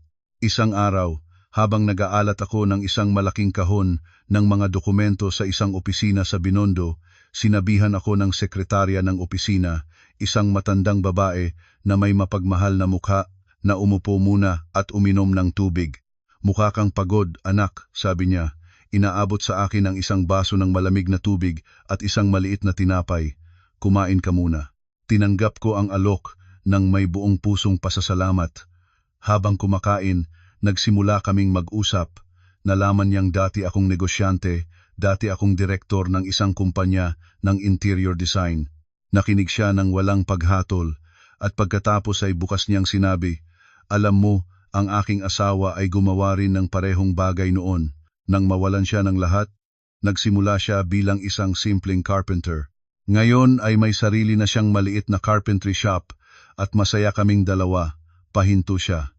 Hindi ang pera ang nagpabalik ng dignidad niya. Ang katapatan sa trabaho ang nagbalik nito. Umalis akong may isang bagay na hindi ko madaling tukuyin sa aking dibdib. Isang bagay na parang isang maliit na apoy na nagsimulang mag-alab muli. 3 buwan pa ang lumipas. Isang katanghalian, habang naghihintay akong pumasok sa isang opisina ng isang malaking kumpanya ng furniture sa Makati, narinig ko ang isang pamilyar na boses sa loob. Ang disenyo ng espasyo ay kailangang iangkop sa emosyon ng mga gumagamit nito. Hindi lang tungkol sa estetiko, kundi sa karanasan. Nagtindig ang buhok sa aking mga braso, nakilala ko ang boses na iyon. Ito ay sarili kong pananalita. Isang linya mula sa isang presentasyon na ginawa ko maraming taon na ang nakakaraan nang papataas pa lamang ang aking kumpanya. Sumulyap ako sa pintuan ng sala. Sa loob ay nakita ko ang isang babaeng nagsasalita sa harap ng isang grupo ng mga executive.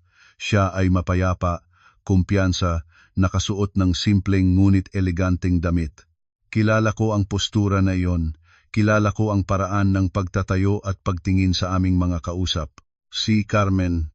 Nagtatanghal siya ng isang bagong koleksyon ng disenyo.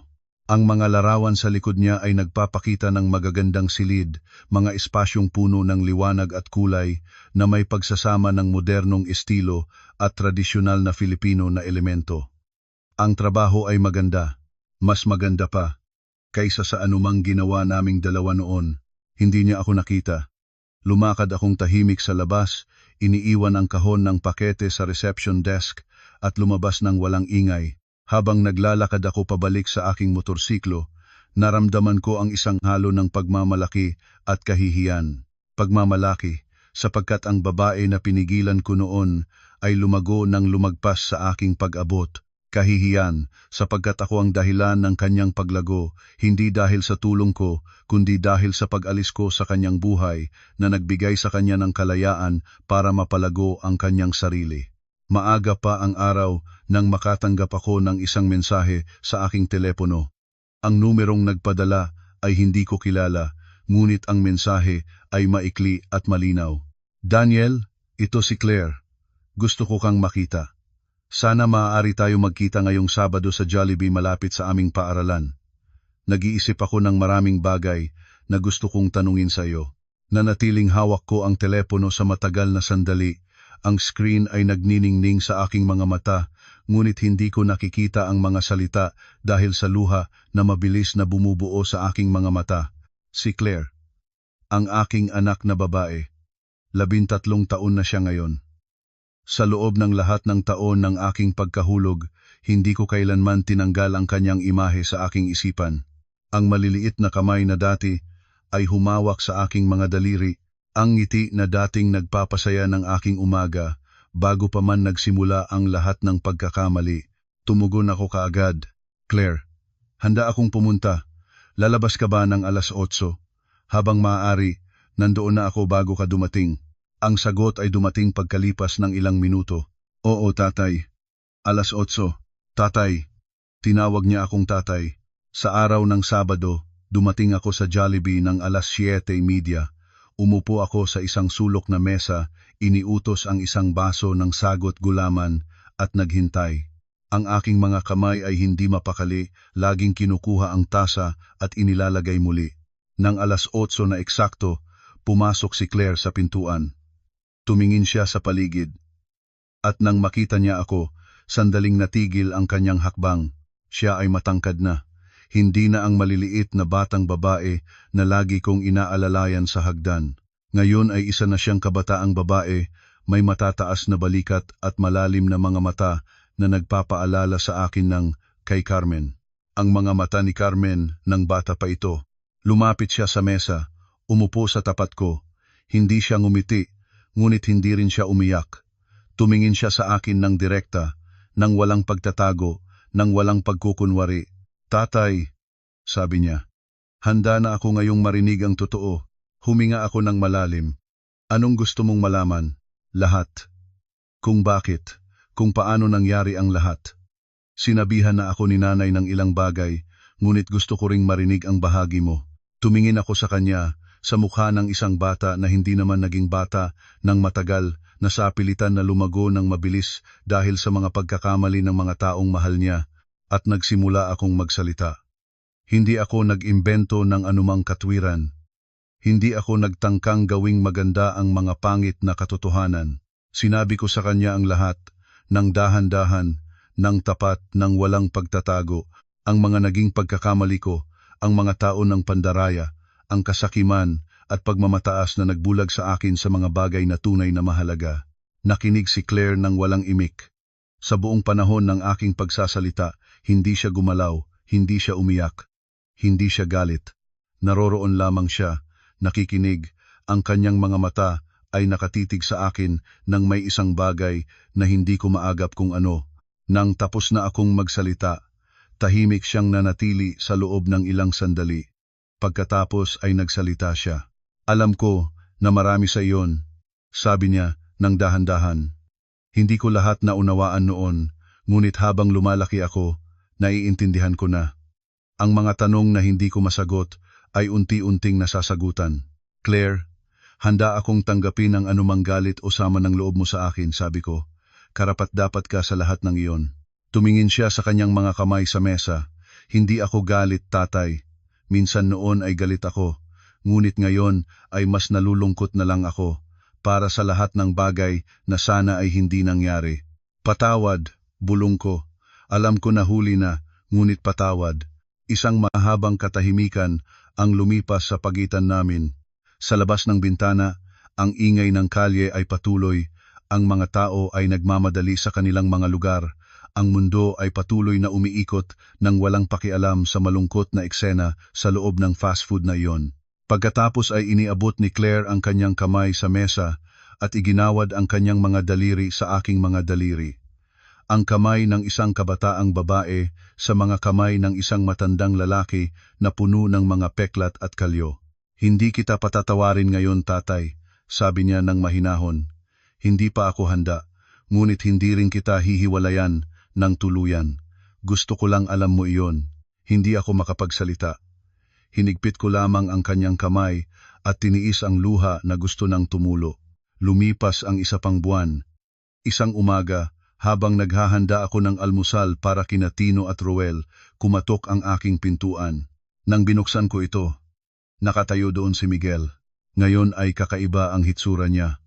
Wala na ang eleganteng suit na karaniwang suot niya. Simpleng polo at maong lang ang suot niya. At sa kanyang kamay ay isang sobre. Tumingin siya sa akin nang sandaling parang naghahanap ng tamang salita. Maaari ba akong pumasok? Tanong niya.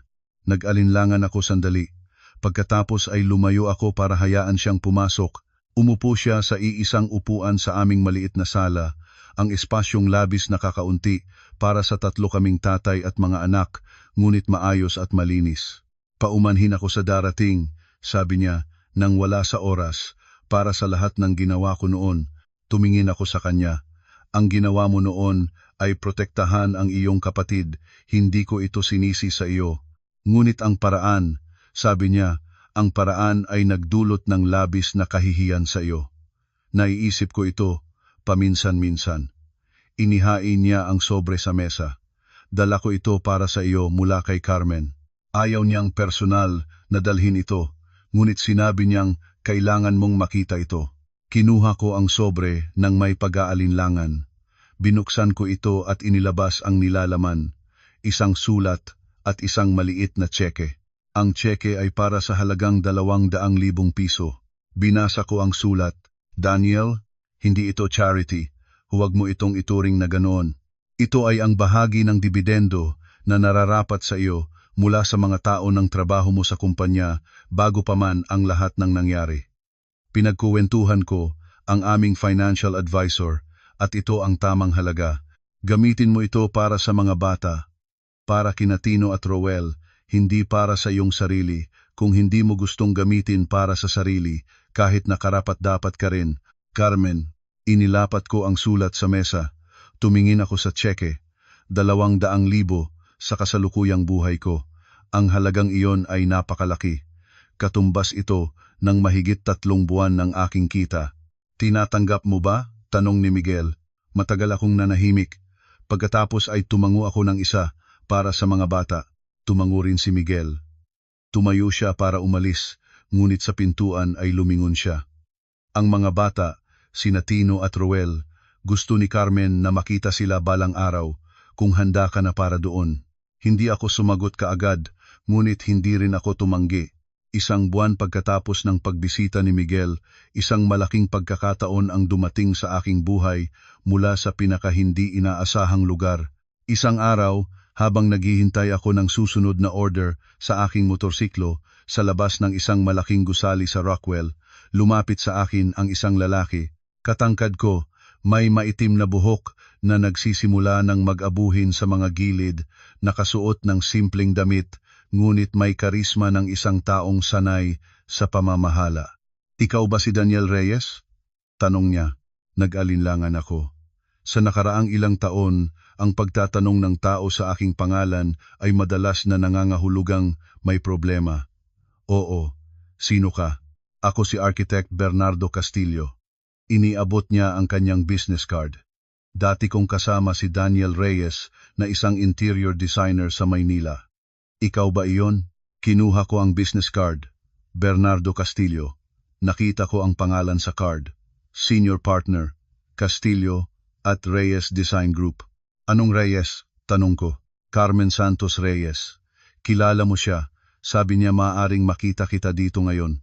Ngumiti siya ng bahagya. Nagtatayo kami ng bagong dibisyon para sa affordable housing design.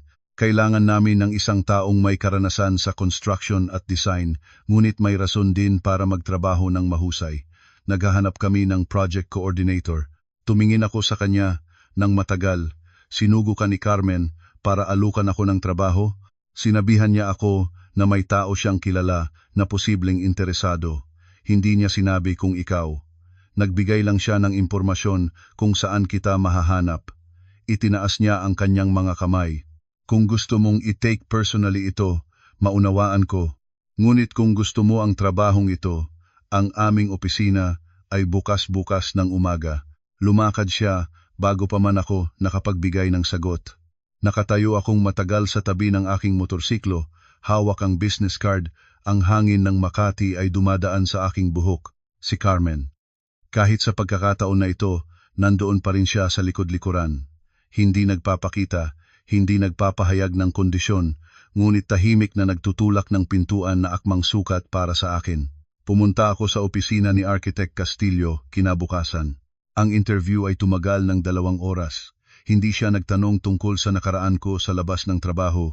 Nagtanong siya tungkol sa disenyo, sa proseso, sa aking pag-unawa sa pangangailangan ng mga pamilyang may limitadong budget, ngunit may dignidad pa rin na gustong maramdaman sa kanilang tahanan.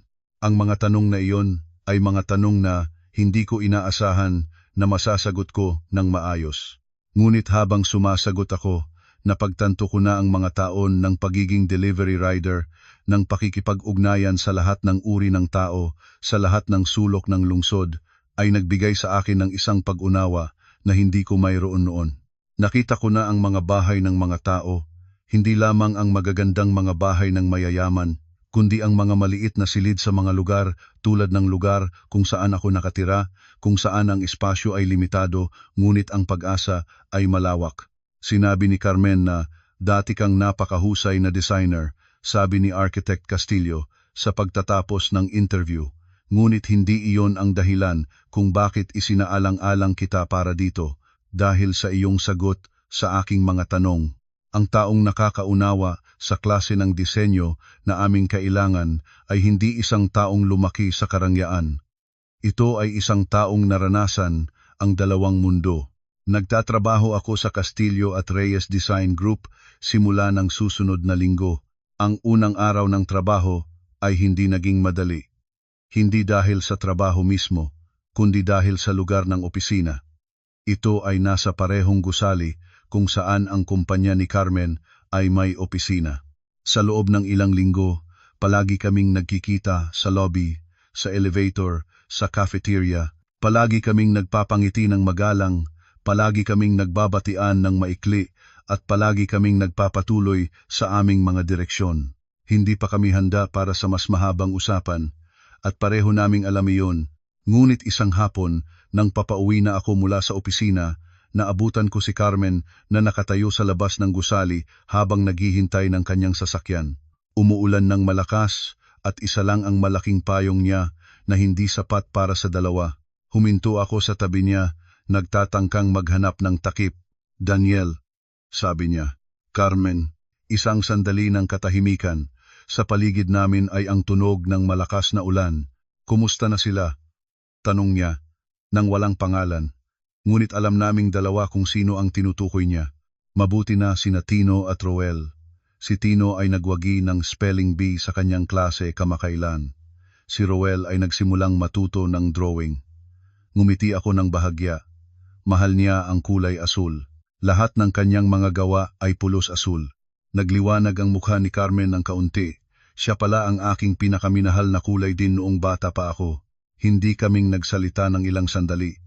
Ang ulan ay patuloy na bumabagsak. Salamat Carmen, sabi ko sa wakas, para sa lahat, para sa pagtulong sa korte, para sa pagbabayad ng ospital, para sa pagbubukas ng pintuan dito.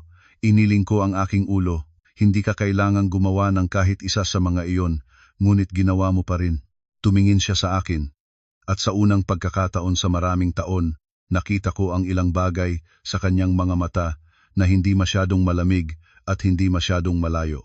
Ginawa ko ang mga bagay na tama sa aking paningin, sabi niya ng simple, hindi para sa iyo, para sa mga bata, para sa aking sariling konsyensya. Bahagya siyang huminga, ngunit oo, nagawa ko rin iyon dahil hindi ako naging galit sa iyo nang ganoon katagal tulad ng inaasahan ko.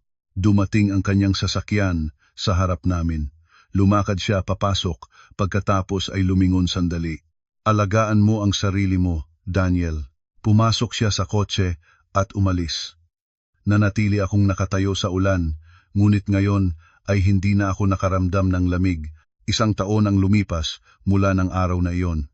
Ang trabaho ko sa Castillo at Reyes Design Group ay patuloy na lumalago. Ang proyektong affordable housing na aming binubuo ay naging isa sa pinakanapag-usapang proyekto sa industriya ng disenyo ng Maynila. Maraming pamilya ang nakinabang sa mga disenyo na aming ginawa.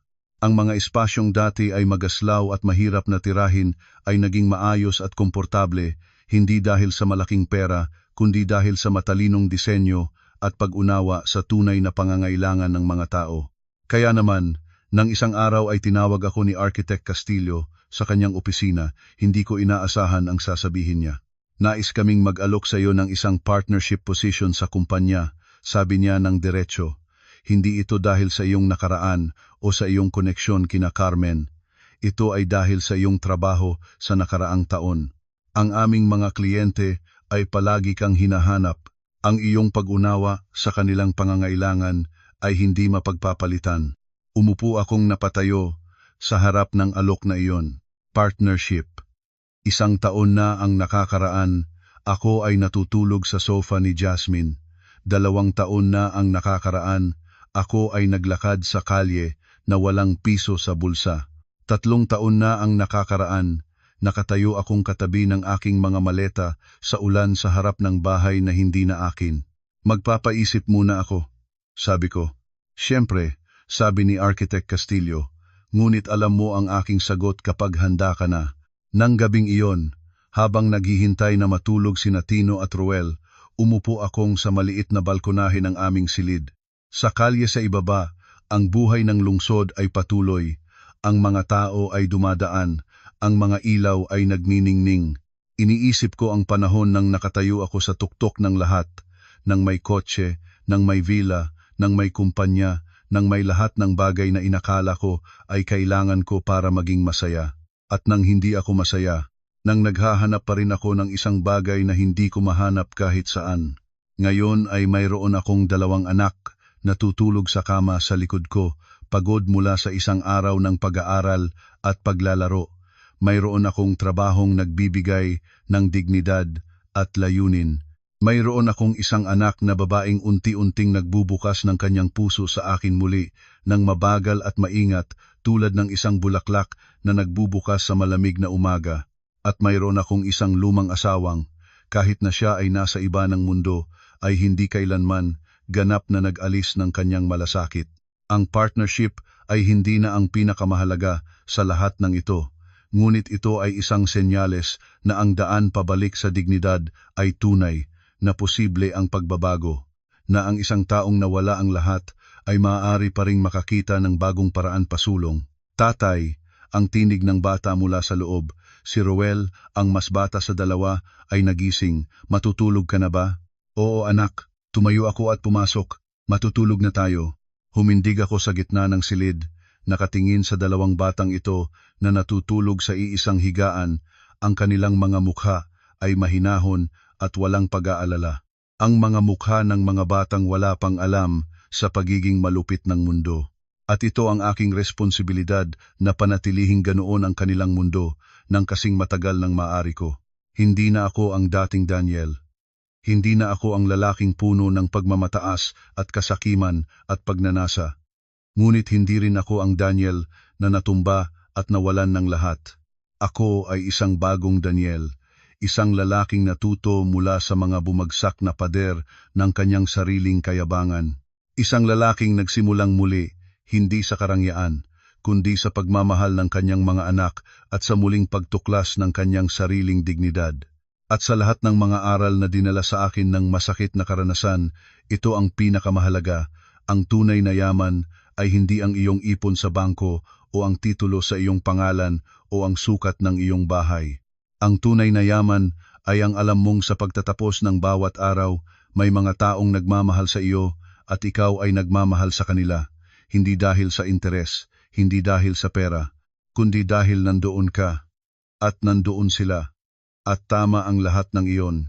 Humiga akong katabi ng 2 anak ko, niyakap ang kanilang mga katawan na mainit sa pagtulog, at sa unang pagkakataon sa napakatagal na panahon, natulog akong mapayapa. Ang kwentong ito ay nagtatapos dito, ngunit ang buhay ay nagpapatuloy. Ang bawat pagkakamali ay may katumbas na aral. Ang bawat pagbagsak ay may katumbas na pagkakataon na bumangon, at ang bawat puso na nasugatan ay may kakayahang gumaling kung handa itong tanggapin ang katotohanan at ang kapatawaran. Para sa lahat ng nagbabasa, ang pagmamahal ay hindi sukatan ng kung gaano karaming maibibigay mo. Ito ay sukatan ng kung gaano kahanda kang manatili kahit ang lahat ng bagay ay mahirap at malungkot at hindi maganda. Huwag hayaang malaman mo ang araling ito ng huli na tulad ko.